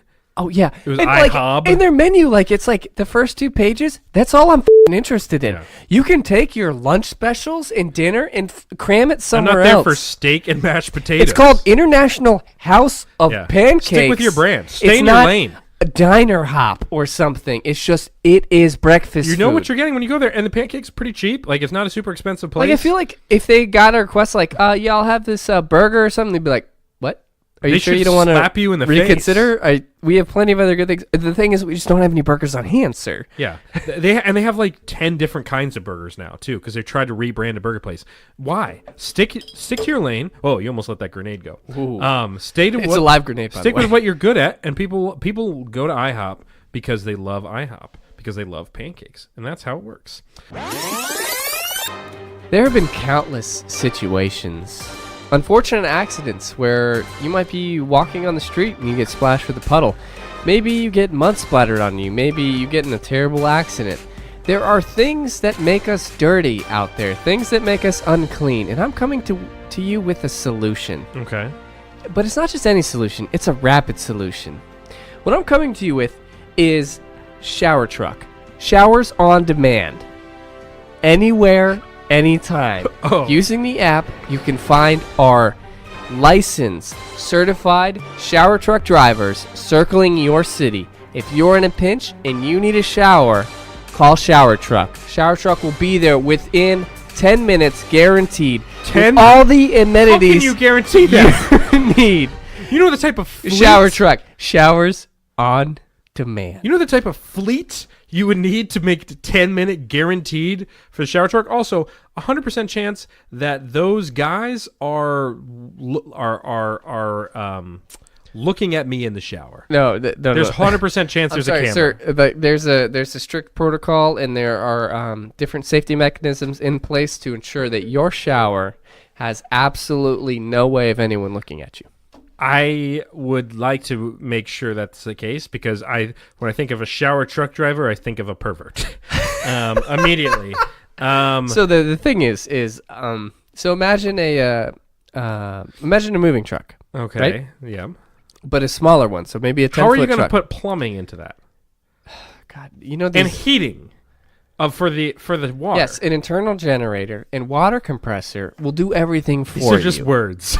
These are just words. These aren't things. So how So many showers are in basically a truck? it's- How many showers per truck? 3? Are you directly next to the other person in the shower? It's 2 showers per truck. Here's what happens. Okay, You so think about this. You have the truck right here. Okay, you're looking at the truck sideways, so Yeah. you see the Oh, do you mind not breaking the equipment? so you see the outline from the side of the truck. It's split into 2 parts. Okay. There's a door on either side, so left and a right. Each one is a shower. Inside is completely insulated. There's no way you can see anyone else. It's your own separate shower chamber. Do you have to bring your own soap? Because I don't. No, walk they around. they will provide everything for you, So like a hotel including soap. including towels. In case your clothes do get ruined, they actually do have it's one of those, I don't know if you've seen them online. It's like one of the hand pump washing machines. Okay. So you can push with your foot and you can actually wash your clothes there, but they have everything there to take care of you. I'd be worried about like fungus from like other people's. Well, I feet. assure you that after every shower, we have You shower, you power wash it. Yes, they have a. I just It's gave you almost. that It's idea. actually. Don't say yes. I just gave you that. It's self cleaning. So Self cleaning. So the shower actually comes in from all angles, and so when it's simply time to clean, we swap out the water with a cleaning agent. What's the name of the business? Showers to you. Showers on demand? Showers on demand. Yes, Okay, let's go with 2. that's of a pretty. those. It's a pretty good idea. It's well. So Think the about it. Idea Literally, itself is like- okay. The promises that you make are not. I think you got to drop the 10 minutes to you. Okay, but also like you have to think about demand. Like I'm not expecting Where do your clothes hang while you're in the shower? Like at what? outside the fucking shower. Again, somebody could steal them. What security? I don't Okay, think you understand what the inside of a truck looks like. You are given the key to access A the locker? door, and once you get inside the door, you can lock it from the I inside. think you should have like a locker. There can be a locker in there. Actually, there is a locker in there. Oh yeah, there How is? about that? There's Okay. a fucking locker in Huh. there. It didn't exist before. Okay, I gave you 2 stars. I don't know. I think you got to work on it more. I'm also not expecting every citizen in the city to be like, I know I have a bathroom here, but I want to take shower truck. Showers on demand. Listen up. Speaking of fish, remember back in the day when you used to play with a little toy called a Tamagotchi or Tamagotchi or whatever it was called? It was a little electronic pet. You press a button, you'd feed it. You'd press this button, you'd play with it or pet it. Next thing you know, it's dead. Well, guess what? It's weird because electronic animals don't really exist anymore until now. Take your typical monitor, about fish tank size, and now you will have electronic fish in the tank. All the same love, none the hassle. None the hassle. Because now you can have your own fish. They'll move around. You can press a button to feed them, but they don't exist. They look like fish because of technology nowadays. You can make it look exactly like a fish, but it's not exactly a fish. It's on the wall. It's a screen. It has fish in it. It is called My Electronic Fish Friend. My electronic Fish Friend. So meth? No, My Electronic Meth. Fish. Meth. Yeah, meth. Meth. Meth. I mean, Okay, nobody calls question. it meth. Are these holographic fish, or is this a fish tank you buy, fill with water, and put No, fake no, fish no, no, in? no, no. It's a monitor you mount on your wall, Okay. and what happens So is can it be used for anything else, or is it just plays that 24/7? So, like, can I also it's watch built- TV on it? it's built. No, you can't watch TV on it. It is specifically built for a fish tank, for fish, electronic fish. What you do is you can purchase, what an initial setup is, it's the monitor on the wall. You can purchase how many fish you would like to purchase for the game. So the fish, different unlimited fish amount. cost different money. Exactly. Do the fish play well together, or there's some It types depends. you can't combine? Exactly. Interesting. It's just like with real fish. Okay, that is interesting. It will give you all that information. You purchase your fish, and then as soon as you hit go, you can also customize the inside of your fish tank. What happens if you don't feed them? So then they'll die, and then So you they have to do- restart again. So just like, okay, but do you have to buy new fish? In the game, yes. So you're The fish invested. aren't that expensive. And it's Some- not a some game; it's real life. I don't know why I Tropical said game. fishes are like, But they're electronic. So you're buying electronic fish. But you can have all the same thing. Like a kid can stand and like watch it, and the fish will move around exactly like it normally would. They'll do whatever other fish things they'll do. You can press a button, it'll distribute the food. You got to remember to feed your fish a couple times a day. Or you can buy the electronic feeder in the game in the thing. It's not a game. And then you can set to that remove up. actually having to feed them. Yes, but it's Do you ever entertainment. run out of food? Do you have to buy food too? How detailed is this? You do not run out of food in the game. In the thing. God, I keep saying game. So they can still die. So this is They can still die. basically a So it's like a Tamagotchi bigger, but nailed to the wall. But it's a much bigger, Okay. and more electronic. Actually, updated I think version. this is sort of interesting. It's very niche. It's my electronic fish friend. meth. Yeah, I thought you were saying meth. It's meth. It's my electronic fish friend, and I think kids will get a kick out of it. And again, you can customize your fish tank. What happens if they don't feed it? It dies, and they can't buy any more fish. Is it just Because a they don't have monitor on any the more wall? money? Yeah. Well, you're not They're going to. kids. I don't think you're buying this thing if you're like poor. To me, it seems like something that you would buy if you're like Got a lot of disposable income. Yeah, I mean the monitor itself alone is Sounds pretty state of the art. yeah, it's about $395 for the monitor. Christ, Ben. I mean, think about how much TVs cost. Except for this doesn't work with cable. So it's a monitor with all the softwares built into the monitor, though. Christ. And I think it's great, and it can make kids. I'll give it 2 stars.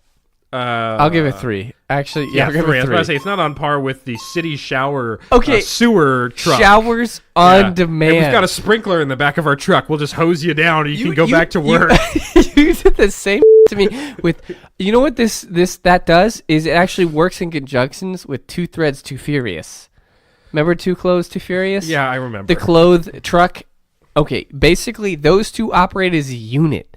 Anyway, you gave me the same crap for that same idea. Yeah, All right. yeah, because all of your ideas involve like No, they a don't. lot of moving parts. We're talking a driver that you have to pay. The thing has to be stationed somewhere I'm sorry, in the you city. just talked about a $400 fish monitor, But it's where got you the have to buy software. individual fishes. It's got the software installed. Yours is you have to have a fleet of trucks that are souped up in order to have a hot shower. I don't know why you need a hot shower when you're in the middle of the city. Go to a gym, get a gym membership, shower there, or maybe your A workplace. gym membership is expensive. Paying for a shower, think about that. How much does your showers cost? Okay. On these trucks. Okay, picture Have a you car thought about wash. that? Picture- $49.95? Yes, I have. No, picture a car wash. There are different levels. So if you want like a basic shower, it's probably like $5. If you want like a super deluxe spa shower, it's going to be like $15. It's going to be affordable. So you're telling me I can on my app go, "Hey, shower truck, I'm at this location. Can you come to my location?" Yes, And we'll for be there in 10 minutes. For $5, I can hop in the back, turn on the shower head, take a warm shower. Is there a cutoff for the amount of time you have in the shower, and then the Okay. water will just cut off? The water, regardless of the situation, the water cuts off at 30 minutes. Because think about the problem is The water is all recycled within the truck. We have filtration so you're devices. using water that's been on other people's bodies. You know, every time you take a shower, that is the same shower No, water. it's fresh water. No, it's not fresh water. It doesn't get recycled around. Otherwise, why would they tell people to stop turning Anyway, the sink it's on? eco-friendly. It's sustainable. It's not. It's and not it's incredible. recyclable because they say like don't turn the sink on while you brush your teeth because you're wasting water. That's What does they that say. have to do with this, though? No, but okay. Wait, please explain how that No, relates. so you said no. You know the water it all just recycles around. If that's the case, then how come we have to turn the sink off when we brush our teeth? I don't understand the question because What don't you understand? Because that all feeds to a because think of it as On a grand scale, that water will Yeah. eventually come back to you. It goes back to a sewage plant that filters the water, and It then doesn't it comes go back to you. Why would if it goes back to Eventually you? Why it wouldn't comes people back be to like, you. You can leave it on as long as you want. Instead, they're Because like, they charge you for water. If we're using the same pool of water, Yeah, but- we don't have to charge for the water. Yeah, but we're cutting out the middleman. They don't talk about it in the terms of money. They say, don't waste water. There's kids in Africa that don't have water, and you're wasting it. Right, but we can't. There's no pipeline. How about, that hey, takes kids that. in Africa, we're not wasting any water. We're reusing all of our dirty people water over and over again. We can also get you dirty people water if you'd like. That's the messaging to Africa. What are you talking about? It's just like how we Christ. call anybody. Anyway, so oh my god. Hey, man, what's up? We're doing the show. Oh, I forgot Thursday. My bad. That's okay. You're all You have right, man. anything to add to the show? I got a lot to add to the show. I'm actually writing a piece right now. To the Random Word Podcast? Yeah, of course, the Renewal podcast, of course. Oh, you're writing a piece for us? Oh hell yeah. What do you mean you're writing a piece? You mean an email? No. Yes, I'm actually writing an article, and then I'm actually gonna put my resume actually in there for you guys to look at. Oh, a resume. Now that could be Okay. interesting. So this is Michael, Michael Serrane, for those at home. Michael J. Fox. This is a co-host for the other podcast I do, the DC Crossover, which is crossover. a sports, Cross 'em up. specific podcast for DC sports. So you're preparing a possible resume as what, our social media manager, marketing manager, CFO. What are you thinking? Well, no, I heard that the CMO position actually has opened up briefly. I saw it on Indeed.com. Oh yeah, we did do that posting on Indeed. I kind of forgot that I put a real posting up there. Nice. So you think you're qualified? Here, let's ask him real quick 2 interview questions. We'll each ask him 1 interview question. I'll start. Okay. All right. So Miguel, if See, senor. you see he works well. If you were any brand of beer, what would you be and why? Oh, man. Now, that's a trick question because typically you want to go with the beer that everyone likes, but they don't want to say they like it. Kind of like a Michelob Ultra. We drink a lot of Michelob Ultra on this show. Exactly. Yes, it's a quality beer that everyone hates to say they like, but it's actually very good for you. I don't know if it's wait. It's basically kale in a bottle. I don't know if it's good for you. Oh, I don't it's good think. for you. It's a super beer. I don't think somebody would put in the category of it being good for you, like it will improve your health. Oh, I do. Okay. So anyways, going back to what I was saying, basically after I was rudely interrupted by the interviewer. So really what you're looking at here is the beer of choice that you really want to be. You don't want to go too low with Keystone or Natty Light or anything like that. Michelob is right up there. Okay. I think a lot of people would have that thought process, but in essence, you want to be one of those type of guys that's kind of like a fat tire, kind of like a Belgian beer that everyone likes. So you're a fat tire. Yes, fat tire, not flat tire. So you're a fat fat. tire. You're a fat tire. Yes, That's fat what you are. tire. You're a fat tire. Yes, Got it. exactly. Fat tire. Got it. Salty Dalton, do you have a question for Miguel? Yeah. If you were trapped in a cardboard box, So if you were trapped in a cardboard box, I don't know if you can hear him. It's happened before. how would you get out?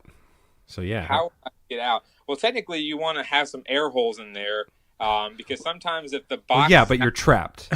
Like you What- didn't place yourself into the box. The question is, if you put yourself in a box, how would you get out? If you woke up in a cardboard Like, yeah, box you're that waking was up. it was taped at the top, Mm-hmm. how would you get out first? Yeah.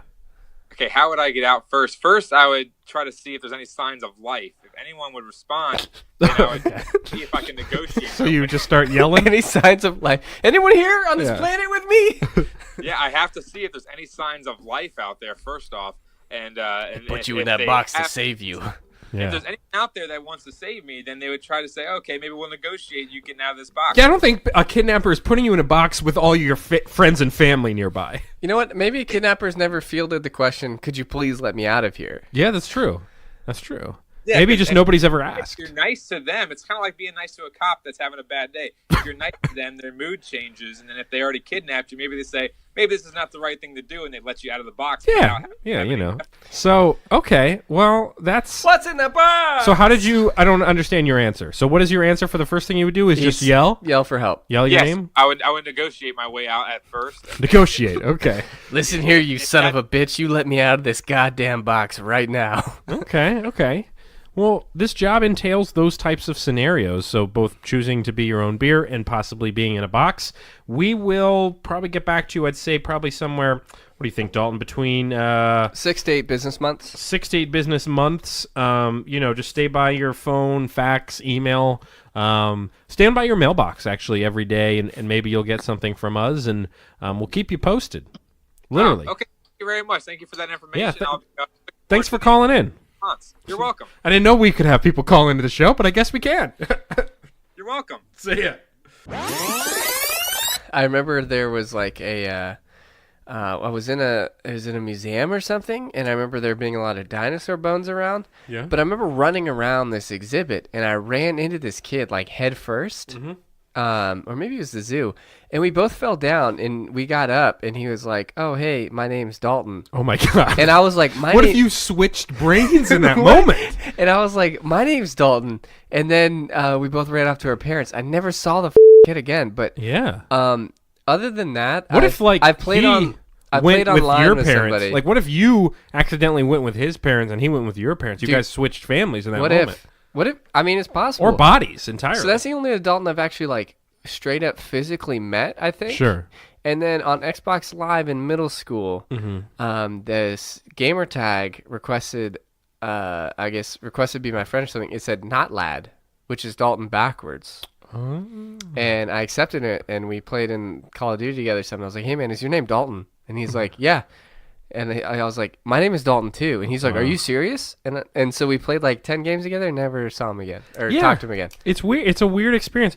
Of course, when I'm on email, if I ever have another Ben, I kind of throw in that joke like, "Hey, nice name, by the way." But then I'm always worried that they don't pick it up. Like maybe they like don't. Thanks, all the I way got go it for my birthday. Or if they like don't go all the way down to the email signature and they're just kind of like, "What are you talking? Why are you saying my name's nice?" Because they don't see that Nice name, I'm also a Ben. I like it. I want to wear it.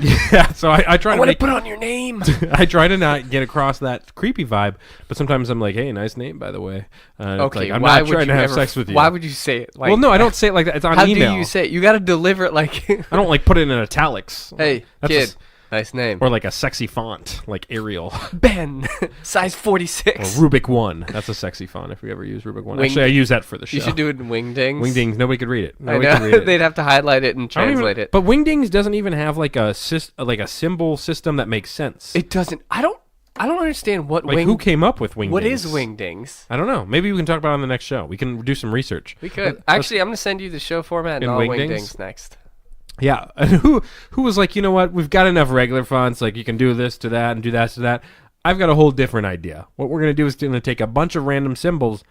We're gonna call it Wingdings, and that's gonna be a new font. And Some of the fonts on Microsoft Word, I'm sorry, I don't know how some of those became like fonts you'd ever use. yeah, Some of them I are use like, five hey, different you want fonts. this jumbled, weird, creepy cursive script where you can't read anything, anything? yeah. And I'm like, who uses that? No, And finding the right font is so hard, but it can make or break. Like, I mean I design a lot of anything you're stuff. doing. Yeah, anything you're doing, like having the right font is key. It is. But I don't want to wade through 422 different styles of like, someone's It's like too many. There's too many it's fonts.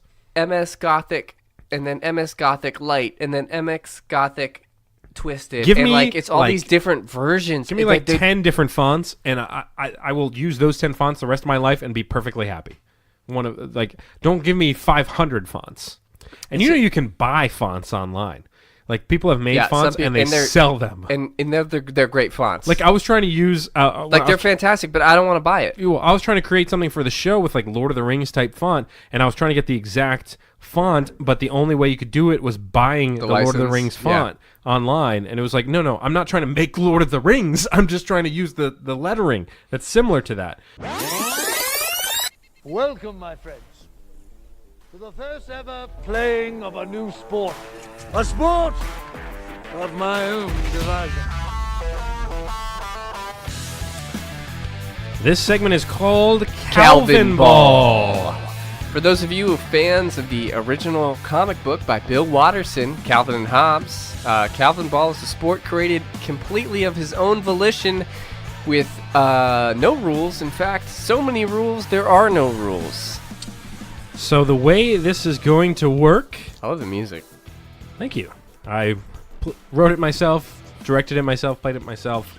The way this will work is Salty Dalton and I are going to take turns about various features of a typical game or sport, and we're just going to see if we can create our own sport here today.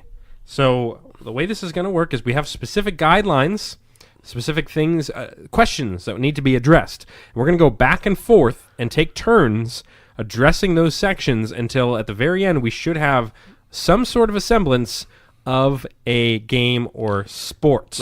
Do you want to start off with, like, what should we call this game? So it's got to be something like Rando We Ball. should start with a name because then you can build off of that name. So I will let you go first, and then so you will address the name, and then I will address the next section, and we'll just go back and forth until we have ourselves a sport. Okay. So we'll start with the name. So what is the name of our sport?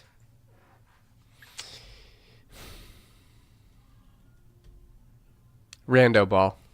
Rando Ball is the name of the sport. Okay, the next question is how many players are on a team in Rando Ball? So that goes to me. In Rando Ball, you're going to need 6 players to a team, and 4 teams are playing at one time.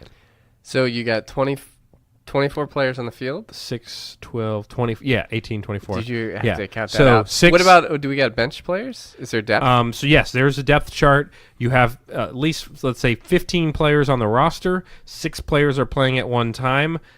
So there's 4 teams of 6 players. Okay, So that is how many players are on a team. So 4 teams of 6 players. Your 6 players are split up into different positions. Yes. Yeah. You What are have- the positions on the team? You is the next have question. lead fork. Lead fork. You have side spoon. Okay. You're taking notes here.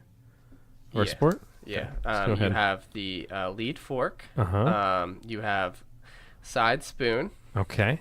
Lead fork, side You spoon, have back knife, back knife. These are all food related. and you and you have spork. And spork is sort of more of a utility player who can cover both the roles of. Is that 6?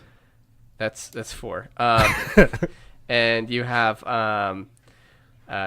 cup and you have plate. Okay. So lead, you have your lead fork, you have the side spoon Sure. position, you have the back knife, the spork, and the spork can actually cover for the fork or the side spoon. So you're limited what you can do in your position, but Sure. the spork can fill both roles. Okay. And then you have your traditional cup and your plate in the Got backfield. it. Okay. So you've got those are the positions. My next will be what equipment is used for this game. So the equipment for this game is the reason why it's so fun is because it's a combination of a few things. Now, the dishware that Salty Dalton just mentioned is actually the dishware that you are holding during the game. So what position you're playing is the dishware that you're holding during the game, but you at the end of whatever that dishware is a ball.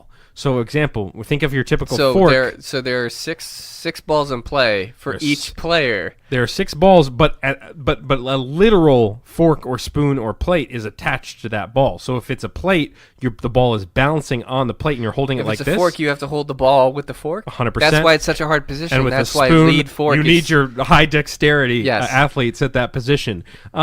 What kind of jerseys do the players wear? Is my question to you. So it's sort of like you have a tank top, but it's got one long sleeve down the side. Yes, because I don't know why you would have one long sleeve. Well, either. it's your lead arm. Oh, right. Lead And arm. your yeah. lead arm is the arm that's carrying your Sure. utensil and ball. I should have thought of that. It's got special padding designed for some of the more difficult moves, like the right. underslide and underslide. the over dip. Yep, the overdip. Um, The so- lefty loosey. So it's a one sleeved jersey, complete with a kilt and track shoes. And you can't wear because- any underwear under the kilt. No, that's I part. mean, of the game. if you're a woman, yes, you can wear underwear. We're not trying to make it weird. But if you're a think male, you just made it weird. Okay. So you wear a kilt and yes. the one-sleeved shirt, complete and with your kit. Are they coordinated to all the other colors of your team? So basically, what happens is every team has the same base color, and then depending on what position you are, you have that emblem on your chest and back. Okay. The question to me is, what playing surface do you use for this? So, for this game, it's very simple: blacktop surface. So there's a lot of blacktops in the world and in the country. So you do wear knee pads. You forgot to mention that part. Yes, you do wear knee pads. It is played on a blacktop in a like 4-square type scenario as far as kind of how it's laid out. But as far as how the points are scored, I will turn things back to you.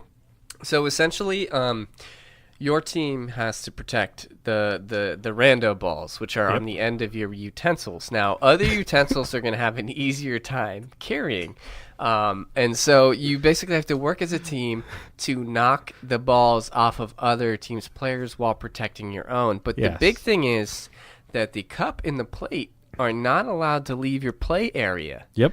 So you have to simultaneously attack and defend the cup and the plate with your fork, spoon, and spork. And don't forget, you can only use your feet to be able to like knock the ball or fork out of the people's hands. You cannot use your hands. So you have to use your feet, which can get awkward when you're in a kilt and you're a man. And so now there's also a hierarchy to this. So in much like chess, This is a lot like chess. Yeah. It's a mental man's game. You're limited to, depending on your role, you're limited to the directions that you can move. Sure. So forks can only go in straight lines. Spoons can only attack diagonally. Oh, I like that. I like the this. knife can only spin in circles. Yep. Often the knife is normally kept near the cup and the plate as it's Yeah. low mobility, Yep. but high attack radius. Yes. And your Yes. spork actually can bind both the spoon and the fork, so it's got free roam. And often, probably the more prized players, the higher paid players, the skill players are at the spork because they're responsible for taking down the other players. And so basically, only a spoon can take down a knife, but only a fork can take down a spoon. So you kind of have to work within the confines of that. And another wrinkle to this that we forgot to mention is certain teams, when you get to a certain point when you're down, when you lose your fork, you actually can call out salad fork. And what will happen is you can actually get back into the game, but you now have to use a salad fork. A smaller fork. Now, it's the only chance for... So the fork is one of the stronger players on the team, obviously. So that's why he does have the opportunity to come back into the game. But the only way he can come back into the game is if the knife is able to defeat one of the opponents on the other team. Yes, that's how you get the salad fork. Yes. So for every enemy you kill, they drop their fork, which becomes a salad fork. And so, generally speaking, the knife's job is to take out as many forks as possible in order to build up a number of respawns. And depending on what region of the country that you're playing in, some regions do utilize the soup spoon. We don't personally condone that part of the game, but you can possibly introduce the soup spoon, which in some regions of the country, it's actually a much more physical game because you actually take the soup spoon and you hit your other opponents with it, and we don't condone that part. It's like it's played in very small towns across. It's not generally licensed within the Random Ball official guidebook. So at the end of the day, to win the game, you must be the last team with the most members remaining, and the. But there is a caveat. Yes. For underdogs to win, somewhere on the field is actually the courts, because it's on blacktop. Yeah. Somewhere on the blacktop. There's a hidden bonus, much like finding the snitch. Yep, it's exactly like finding the snitch. You have to find the golden ladle. Ooh, now, the golden ladle. All hail the golden ladle. If you happen to grab the golden ladle, you then kind of it's like a power up. You're given an extra salad fork for your team. Yep. And you are able to fully contact and attack other players at will. Yeah. So often, not only with your feet but with your elbows. So often when the golden ladle is found, almost all the teams will gang up on the person. But you have to chant "All hail the golden ladle." Yes, while you're doing this. but it can kind of provide an edge, and it also gives your team bonus points in the final scoring. Any final thoughts about Rando Ball? As far as I'm No, trying to man, remember it's- any details that we forgot here, as far as Rando Ball goes, but. You know, this is one of those sports that it's growing strong. I think It is. We're having the latest Rando Ball tournament is actually taking place in Tampa, Florida, and not actually Tampa, Florida, but a small city suburb outside of Tampa, Florida, like a very specific neighborhood. The championship games will make be sure playing this year. you can tune in. You can watch it. Go to http:// Yep. BuzzFeed/outside/sports for more. Yes, and then you can also go to our website. You can find the website Randoball.net. randoball.net or .eu for those European listeners. So that is Rando Ball, and the segment is Calvin Ball. That is our sport that we just invented right now, and actually went pretty well. I think it's a great sport. I just with the knee pads, like. I told you the story about how I was blown away by the wind as a little kid when we were in the line, and the wind just picked me up and took me away, and the teacher had to grab me. It was like I was flying away to Neverland, and they were like, "Did anybody ask these kids if they wanted to go to Neverland?" Like when not the Michael Jackson Neverland. That's a different Neverland. I meant the Peter Pan, like, because there was like 5 or 6 kids in that family. What if there was one of the kids that was like, "Hey, I'm fine here. Actually, I like this place." I don't really remember. I haven't seen it in a while, but I don't really remember the context either of like, were they living a tough life? Well, the weird thing was, Peter Pan, I think, was like an older man that was trapped in a young man's body. Well, he was like 32 or something. And the He girl just was didn't like, age, and the girl was like 12. And Wendy, they were into each other. Wendy, and then there was Tinkerbell, where you're not really sure what's going on there. That's almost like a weird fetish thing as well. But I was just wondering, because I think the story we could be completely wrong, but I think the story went like they all went to Neverland with Peter. Yeah, well, like he came to their window. It was like multiple kids. It's like, hey guys, you want to escape from these adults and like never grow up? Yeah. And like they were like, yeah, why not? Yeah, that sounds. And they all just awesome. Took turns flying through the sky. You know where you can never grow up? On this island where there's pirates and alligators. It's and like where people actually died too. I think like the real story is pretty gruesome. Yeah. And I remember like the live action movie they made a really long time ago. With Robin Williams? Yes. As Peter Pan? Was that? Yeah, no. Yeah, that was one. And I remember that Mohawk kid died. Yeah. He got stabbed. Yeah. Straight up murdered. But then it's like Robin Williams was Peter Pan in that. And he was a grown-ass man. Yeah. He was Robin Williams. Just yeah.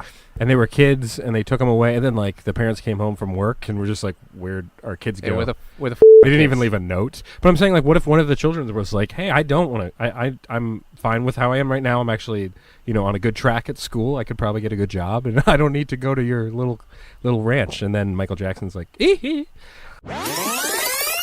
Wow. I remember. You know what's really funny about I definitely want to hear one of your hangover stories, but real quick before I forget, the last hangover that I had, I had gotten from running. There were these little like tablet type pills that are supposed to be like hydration type pills, and you throw one in your water bottle, and then it'll like fizz, and then it'll create like some extra hydration. I guess I don't know how it fully works, how the science works. That pterodactyl again. So it came in this little tube. And so I opened the tube, and I couldn't, and I had my water bottle, and I was really hungover because I was like, okay, maybe this will help me. Wait, what's in the tube? Is it a vitamin it's it says tiny little tablet, and it dissolves in your water, and it like adds some like electrolytes to your water. Is it meant for hangovers? It's not primarily meant. It's meant for just like recovery and hydration. But I was like, oh, maybe this will work with the hangover. So here's the thing: it came in this little tube, and it was like, so I opened the tube, and it's not really. I'm not understanding how it comes out, and then so I flip the tube over into the water bottle, and suddenly 7 of these tablets come out, and it's kind of like how you put like Mentos with Coke or something like that, and it fizzes and explodes. So suddenly I'm getting 6 tablets worth of fizz in this water as it's dissolving, and I have to keep running to the sink and pouring out the water. Meanwhile, I'm super, super hungover. And I think this was the day after the guys hangout where we all went to the darts and all that stuff. Oh, yeah, that was rough, man. I think that's what happened because I literally had these little tablets. That's bad. And it was terrible. I was already angry and hungover, and I couldn't get these little like tablets to work for hydration. and I was very frustrated because I still. So you know how everybody has a hangover cure. Everyone's like, "Oh, you do this and do that." It works every time. Nothing's ever worked for me. One guy said, "Drink like a ton of Pedialyte before you go to bed." Like when Oh, you're, actually, when you're drunk. so we always keep Pedialyte in the house Yeah. for that reason because actually Pedialyte Does it work? it works better. Didn't than, work like, for me. It doesn't like work. It works in the sense of like. But they it's- always say do it before you go to bed and you'll be okay. But if I'm drunk wasted, as how am I going to I'm think? sorry. Wait, guys, Yeah. before I pass out, let me go drink the Pedialyte like I was advised, and then I'll be okay tomorrow. And people are always like, "Oh, just eat tons of greasy food." I'm like, "Hey, buddy, like the hardest thing to do in the morning is actually physically eat something without throwing up." Yeah, no, I don't. When I'm super hungover the next morning, I'm not thinking go great with this cheeseburger. I'm sorry. For people that don't know me personally, so my body just it's like I can put away a lot, but my body doesn't process alcohol well. Yeah. So if I have more than like 3 beers in one day, I'll have a really bad hangover. Sure. And that's just because that's just how I've my seen body it. operates. I've seen it in the flesh. So it really doesn't matter if I have 3 beers or 40. It's the result's probably going to be about the same. But I think one of the worst ones was I went down to visit my buddy Jake at JMU a couple of years ago. And there's always James Madison University. Every time I've gone down there, it's ended with me being hungover, and there's like a ritual because like we do the same stuff every time, and it just there are 2 particular stories that I have where I'm so dead. And Jake refuses to listen to this podcast. Yeah, so he'll never hear this. That's a bummer. So feel free to talk as much about him as you want. So we go down there. The first thing we do is we couldn't find any Mad Dogs to chug or something, so we all got 4 Locos. You know the last time I had 4 Loco? High school. Yeah, that's just dangerous. We chugged 4 Locos. It was awful. And then we went to a bunch of different bars, all this other stuff. Towards the end of the night, I'm feeling good before I go to bed. Like, I'm feeling okay. I actually went and drank a thing of water. And Alex Millen was with us too. Oh, okay. And he was so much more drunk than I was, as, or at least as he normally he was is. acting way more drunk. So like I was like, all right, I'll lie down on the floor because like he took the couch and Jake went to his room, and Alex was like, "Don't worry, man, you're drunk." He started covering me in paper towels as like a blanket. Yeah. And I was like, "Stop, That feels stop!" good. And I couldn't move off the floor. I was like, "Stop doing this, stop!" And so I wake up. And it's funny too because like as soon as I wake up, my body and my head are like, "Let's go, chuckle."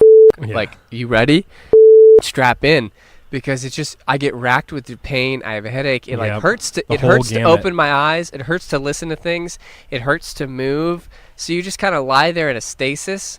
And eventually everyone like starts to get up and like, "Hey, we're going to go to this place called Zoe's. Super great food. The only thing is I've only had it cold." Yeah, I was about to say, you've probably only ever had it when you're like really hungover. I've only ever had it cold because we go there. I'm wearing sunglasses. I have a hoodie. I'm stumbling because I can't walk very well. When they're driving, my head's out the window. So in case I vomit, I'm fine. We get there. We order the food. I smell the food. It's nice and greasy. It's great. I try to take a bite. I go to the bathroom, throw up. Come back, look at the food again, go to the bathroom, throw up. The waiter's like, "Is he okay?" And they're like, "He's fine." Just over and over again. And that's the ritual. We've done this several times. You can't enjoy anything when you're in that mode. Like, it doesn't matter. Like, again, I think, but people always say it's like once you reach that point of no return where you're already like hungover, you can't hangover. There's nothing you can do. The quickest way to get rid of a hangover is to have an IV. Yeah. Because it forcefully hydrates you over the course of an hour. That is the only way. Unless you're super good friends with a nurse or have IV bags laying around, man, you're screwed. Now that would be a connection. That would be fantastic invention, is a home IV. Oh, it's great. Yeah. Oh, they have IV bars in New York. Hangover bars. It was like a pop-up thing. Really? And they would have people who like know how to like basically I guess like nurses go around and they give you an IV and you sit around and eat breakfast. Hey guys. Welcome. So 1 minute on the clock. Start now. Really hot technology in today's society is virtual reality. Well, guess what?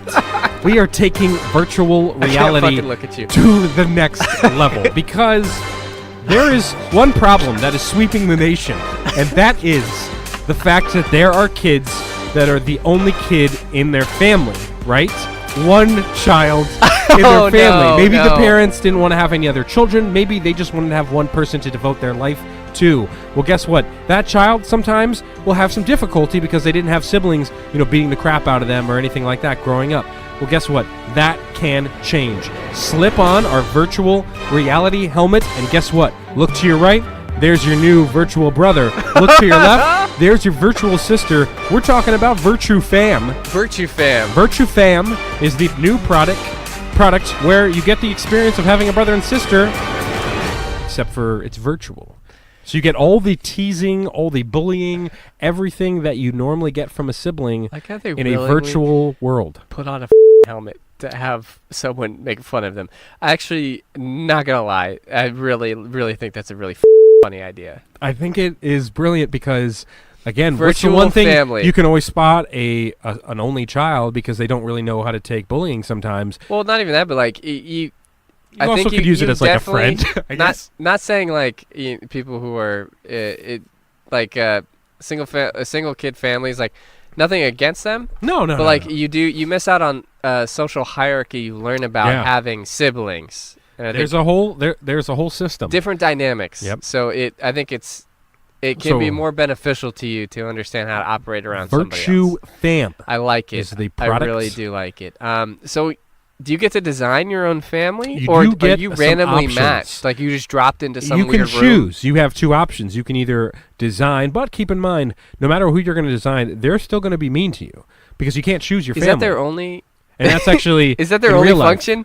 Is it just they're just f***ing mean to They you? may You put on offer the helmet like "Sup, dickwad." You take it off. They'll offer occasional support, in but like trying times. Is Yeah, it like when families exactly. truly come together, but like okay. But I for the see, most part, it is purely verbal abuse. Okay. And not like to the point where it's like dangerous, but more of just like, hey nerd, and then they can't give you a real noogie, but they can give you a virtual noogie. Does it let the helmet vibrate? And then the helmet will vibrate exactly. And then like there'll be just different pain receptors that you can strap to your body. So if they kick you in the butt or whatever it is. So do you do you just put on the goggles purely just to get like insulted by them, or do you do like So do you play go games in. with them? So you go in thinking you're just like playing games with them and participating, just like you would with your normal Wait, you siblings.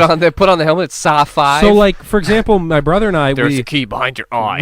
when we were growing up, we would play basketball all the time. Like we'd have a lot of fun, Yeah. but the games would always deteriorate into a fighting. fight. Yeah. Well, So obviously. it starts like that in the game. Is like you may be playing like a Wii Sport because it's like virtual. So you're playing like hold on. virtual basketball. You're putting on virtual goggles. Yes. And then you're going to play Virtual games. a game, but like, are Uh-huh. you approaching a couch, picking up a controller?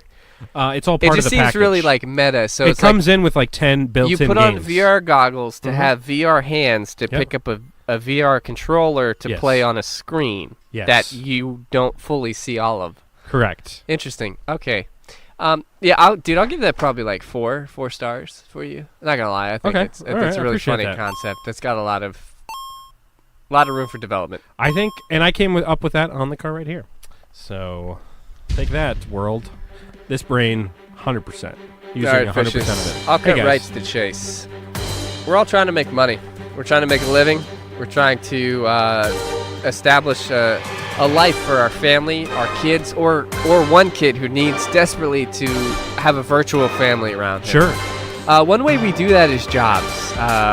Jobs are everywhere. Everywhere you look, jobs are hard to get. Sometimes jobs are easy to get. But the one thing all jobs have in common is interviews. True. You have to interview for a job. And you know what always comes before and after an interview, which normally makes or breaks your job interview experience, is a handshake. Yep. Not enough people know how to do handshakes. I'm introducing to you, for the first time, handshaking technology. It's called Firm Grip, the handshake practice system. Shake like a CEO today. It's an automatonic hand where you can practice handshakes. Oh. It will register moisture level, it will register firmness, it will register everything. Remember, I kind of like this. Firm Grip. Shake like a CEO today. So does it sit on a little stand? Yep, it's a free floating hand. You'll go up, You'll practice it. It will feed Wow. to your laptop. You hook it up to your laptop, and it will give you all the metrics of And your it has handshake. an app as well, right? So you can Yes, get the readings and on so your phone. it'll tell you if you're in Wow. the normal, like the high percentile for the Yeah. firmness, if it was too long, how much moisture is on your hands, how your fingers felt if you gripped it the right way, and it's got intelligent feedback systems. It's the perfect way to hone your handshake. I usually make fun of your ideas Pretty good because idea. they're dumb.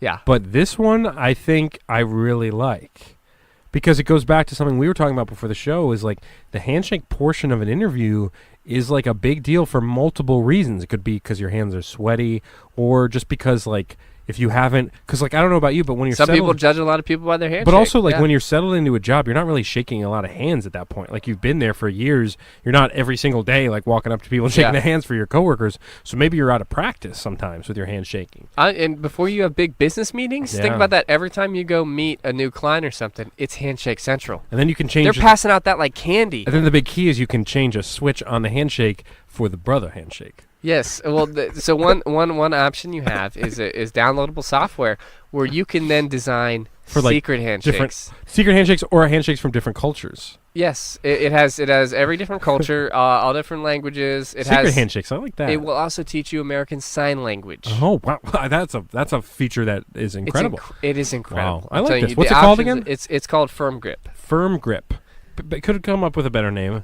I'm Shake gonna like give a you 4 as well. CEO today. I'm gonna give you 4 as well. grip. I think that deserves 4 because I think it's basically on par genius level with mine, and I think we're both geniuses. Yes, and should 100%. If you're listening to the show and you would like to hire 2 geniuses, just let us know. Please use ZipRecruiter, the random word- nation's yeah. best way to hire candidates. The random word blog at gmail.com. That's Again, the email. that's the random word blog at gmail.com. And this segment is called Welcome in to Salty Dalton's Classroom Fun Time Full Body Learning Explosion, where I'm going to take a little tiny tidbit, a little piece from history, and I'm going to read it to you and kind of explain to you is music a little loud? It's a little loud for me. no, Am I screaming? it will Sounds turn like I'm down. screaming. It's got 5 seconds. Anyway, I probably should have waited until it was done. That's okay. You and didn't then- know. It's fine. This is the first time I've ever heard this. You were yelling so loud. Yeah. So basically, I'm gonna take like a little tidbit from history. I got a little tiny, like 10 bullet points here. I'm gonna read it to you. I'm gonna explain the concept of this. You can make jokes yeah, about it. I have not. Well, let's talk looked at about it. this. It's a little tiny kind of funny thing for a little piece of trivia. Yeah, and this was based around the episode where Salty Dalton told us about how that military unit used, what was it, Jolly Ranchers or Tootsie Rolls. Tootsie Rolls. They were airdrop Tootsie Rolls instead of ammunition. Exactly. So that was kind of a fun bit. So we wanted to kind of take that angle and provide some history, some fun history or science, or basically anything Salty Dalton wants to educate on. So I'm hearing this for the first time as well. So again, this is Salty Dalton's Classroom Fun Time Full Body Learning Explosion. Don't know about the explosion part. That sounds a little weird, but it's okay. Explosion. Yeah, okay. Of the brain. Brain explosion. Brain explosion. Learning brain explosion. Sure. Do you want to do that over? Yeah. Okay. Here you go. I hope it's not too loud in your headphones. Welcome It's not in that to loud. Salty Dalton's Classroom Fun Time Full Body Learning Brain Explosion. There you go. And Yeah, then that's good. Just know that. Hold on. Here comes the theme song. Well, maybe we just all dance. Yeah. It just does it like, I don't know, all of our friends. A lot of bright colors. And then you got the guy on the piano at the Yeah, end. They there just we like go. pan out to him. So what It's are like we an gonna older be? guy too. He's got like the sash, but he's like Yeah. smiling. Like why everyone, are you still playing everyone piano loves him for this yeah. kids show? Right? It's like, can't you get into the symphony orchestra? Like, I can't. Okay, why are we just grilling this can't. guy? It's like, dude, what are you? Is this what you wanted to do? Hey, your grow entire up, life? buddy. Grow up. Gerald. All right. So what subject matter are we going to be talking about today? So I'm going to explain to you the knocker-ups. The knocker up. Knocker-ups. Knocker-ups. Okay. So you know like knocker balls? Like those big inflatable soccer balls that we used at Yes. my Oh yeah, bachelor yeah, party? yeah, yeah. That almost broke my back in half. Yeah. Christopher Did we post Reeves. Did we post that was video on cringing the Renewal when we podcast? watched that. Did we post? It was on some Instagram post. Yeah. Okay. Yeah, they're called knocker-ups. Yeah. So knocker-uppers or a knocker-up was a profession in Britain and Ireland that started during the Industrial Revolution. Okay, so this is a profession. So this is profession. So this is in Britain and Ireland. It's mostly during the Industrial Revolution. So this is a time where like alarm clocks apparently did exist. Really? But one, they weren't cheap or anywhere near reliable. So literally it would be like Russian roulette with alarm. Sure. Be like, am I going to wake up at 8 today? But were there a lot of people in the I guess they're industrial... like Irish to be like, oh, am I going to... Yeah. Oh, I'm late again. Yeah, but were there a lot of people at this time that were like, oh, I got to punch in, 8 a.m.? Well, like, 'Cause, that's how what I did don't know time either. clocks, It's work like, back I don't know then? if they had... And I just... In like if they didn't... I guess they had clocks. Yeah, I'm assuming they had to Ben generally was know around. what time. So like they did have clocks, but I don't think everyone had a clock in their house. Big Ben was around, so that's the only clock anybody has. It's just- Everyone wonders what time it is. I got to drive to the center of London. Yeah. So, see, let me look up. It's the only accurate clock in London. Okay, so these are people that want to just generally get up for their day. 'Cause Yeah, then you so, could and sit I the didn't whole know how, day. like, maybe it's like when the sun rises, they Yeah. just show up to work at some time Yeah. when it's bright Wearing outside. a tie. God damn It's it! like, I be hate to showing work up early. early. I have no concept of what work was I wonder like. what they're... Yeah, exactly. It's just- sitting at a So- a desk made of stone. So this is basically the time, yeah. So there are apparently some kind of alarm functions. Okay. They don't work that well. Sure. And they're super expensive. So, knocker-ups were hired. So these are people, Okay. they were hired to rouse sleeping people so they could get to work on time. So Really? these are human alarm clocks. Yeah. So they often used batons or short, heavy sticks to bang on doors or long, thin sticks to reach windows on higher floors. Yeah, so literally like, they'd just be like, hey, wake up. Let's go. It's time to go, Jim. You're late. Like, so they would just walk around beating on doors. Yeah. Really? So they would take like Beating a on baton. doors and windows. Yeah. So these people would just roam the streets. I've got a lot of knock noises. And Okay, this is. but Yeah, how much more is left of this? like 30 seconds worth. No, but So, and there were even several instances of some using pea shooters to hit windows with peas and small rocks. ooh. So, okay, sir, you got a baton. You're going, wake up, wake. If you're, Because I guess but imagine a pea shooter. That's Yeah. that's like throwing a piece of tiny gravel at a window, being like, "Oh, you didn't wake up? I used the pea shooter." Dink. 'Cause It- then- it literally would be like, I'm sure a lot of people that's what it would sound like. would like take this job, and this is their opportunity to get out some of their aggression.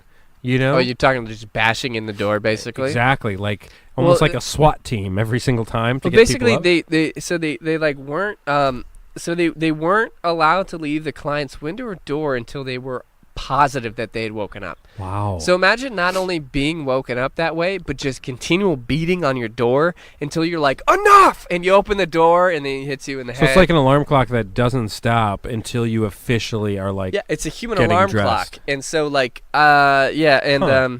so they wouldn't leave unless they were 100% positive that person was up.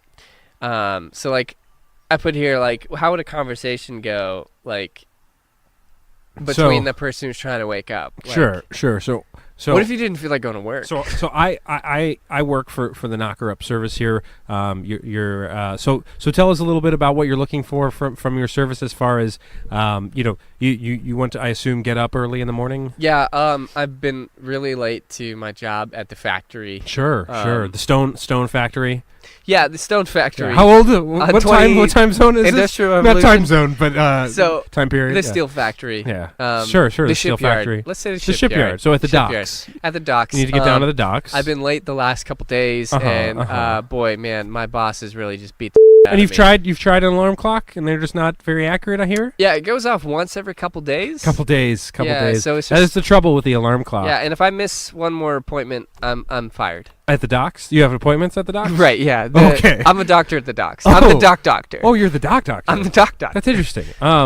So you're doctor. Yeah. And it sounds like I have a speech impediment. Doctor. That's just the name. And you need to get up early. So let me tell you a little bit about our Well, service. I'm not actually. They call me the doctor. Sure. I'm not actually a doctor. It's doctor, not a doctor. Okay.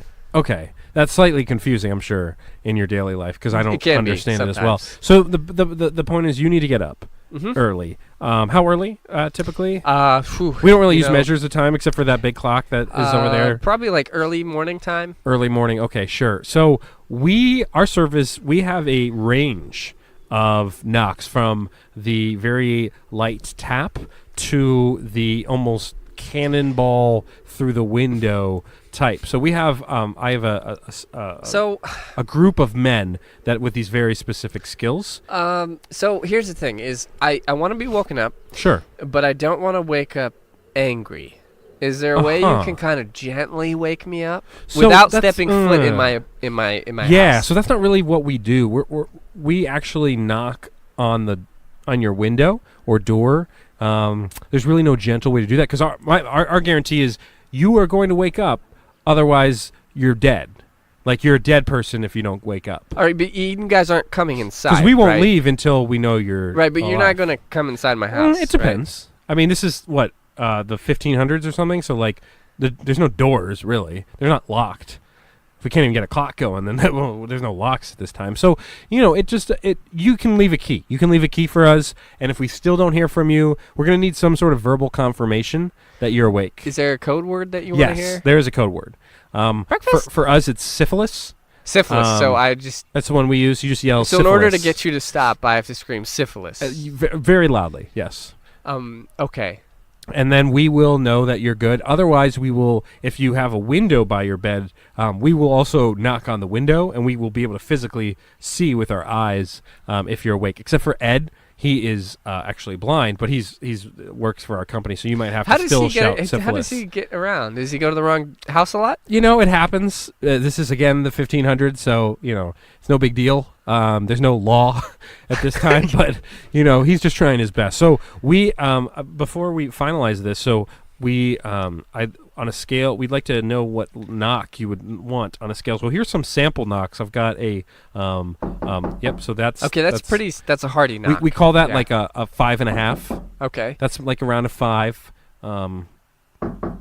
That's like a 6. It sounds That's like a little the same. sharper. Yeah. It's a little sharper. It's I don't know if I like that one. That's very light, high pitch knock. That's more of a 3.5. That was better. That's more like... This is like a 4. Yeah.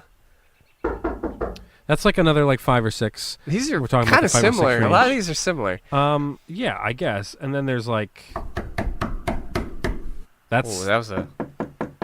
Yeah. You know what? I like that one. Wait, the one... hold on. The one after this. So the... Yeah, what do you call that one? I really like that one. That one's like... Yeah. That one's like somebody is impatiently waiting outside my door, so it's almost like somebody's expecting me to like come over. Yeah, that's funny because that's actually what we call it, the expector. The expector, okay, expector. because that kind of gets me. That it makes me feel like I need to go answer the door. It's expector number 7. Okay. So we can I write would that down love on your that. Yeah, form. that'd be nice. Expector number 7, and again, you want to be woken up in the early morning, and the code word is syphilis. Syphilis, got it. Syphilis. So that will be 3 shekels. I don't know. What do they pay people back then? Shekels, rubies, gold. Monopoly? We actually only take gold. Monopoly money. Yeah, but so the knocker-uppers. That's an interesting profession because I wonder how that interview goes. It's like, but also, so can you? Do you have hands? What's their screening? What's their screening process? That's true. So and like, also if you got people walking around like in the middle of Ireland just slamming on doors, guess Plus, what? unlucky neighbor. What if you're one who's like, I don't have. Right I next work to it. nights, so Yeah. I don't need to get up in the morning. He's gonna wake up more than just that person. I do like, late night radio. Oi, wake up! And just, Yeah. Come on, you fucking lazy It's bastard! gonna basically wake up the entire, because those people would like all live together, kind of in these hovels. So it's like you're gonna end up waking up the entire neighborhood at that point. Yeah. Well, that's what I'm saying. Is like, and what if you knock on the wrong doors? Ooh. Like, what if it's your first day on the job as a knocker-upper, and you're pounding away at this door? You are pounding your heart out. You think you're doing an incredible job. Yeah. Someone opens up the door, and they have, like, a knife or a gun, and they're like, get the hell off my front steps. Yeah, that's true. Because then, like, what do you do? That scares you off the job at that point. Yeah, or, like, what about, like, a 3-story building? Guess what? You're not going to be able to get inside that building. Yeah. How are you going to get to that window? You don't have the key code. You're just scaling the wall, and then they're just going to see a face outside Those the are window. the higher priced knocker-uppers. It's again, there's a job for everyone. Yeah, so they were paid weekly, and the price varied depending on, I guess, how often they were used. Huh. There wasn't a ton of data on. This is a very niche community. Yeah, I was about to say, I wonder how long that lasted. It basically lasted until they figured out the alarm clock. Until they're like, oh, we just need to find this I guess I'm out of a alarm job thing, and we're good to go. And generally, most of the people that did this were of the elderly community. But Really? sometimes It's like Walmart greeters. exactly, or sometimes police or other kind of factory workers would supplement their pay. It would be by natural doing because they this. already have the baton. That's what I'm saying. Yeah. They've already got the They equipment. don't have to go buy it. Yeah, but mostly this is a geriatric community Just old roaming the people. streets, Just roaming slamming the on streets, doors. knocking on doors or tapping lightly on windows. Plus, I feel like it would be very alarming for a police officer to be knocking on my door as well. And like with me forgetting I'm that like, I oh god! purchased the service. Or what if you had like tons of drugs? Like, oh, Yeah. oh god! He's like, no, I'm off duty. I'm just here to wake you up. I'm just here to wake you up. But and I'll be back later for those drugs. to make sure that you're awake. Yeah. Did you say syphilis? Syphilis. Yeah, but I do like the fact that it was like an army of old people. Pretty much. And so Wow. this went on for a little while, but it blew my mind that this a job that you could have had was to go knock on other people's doors.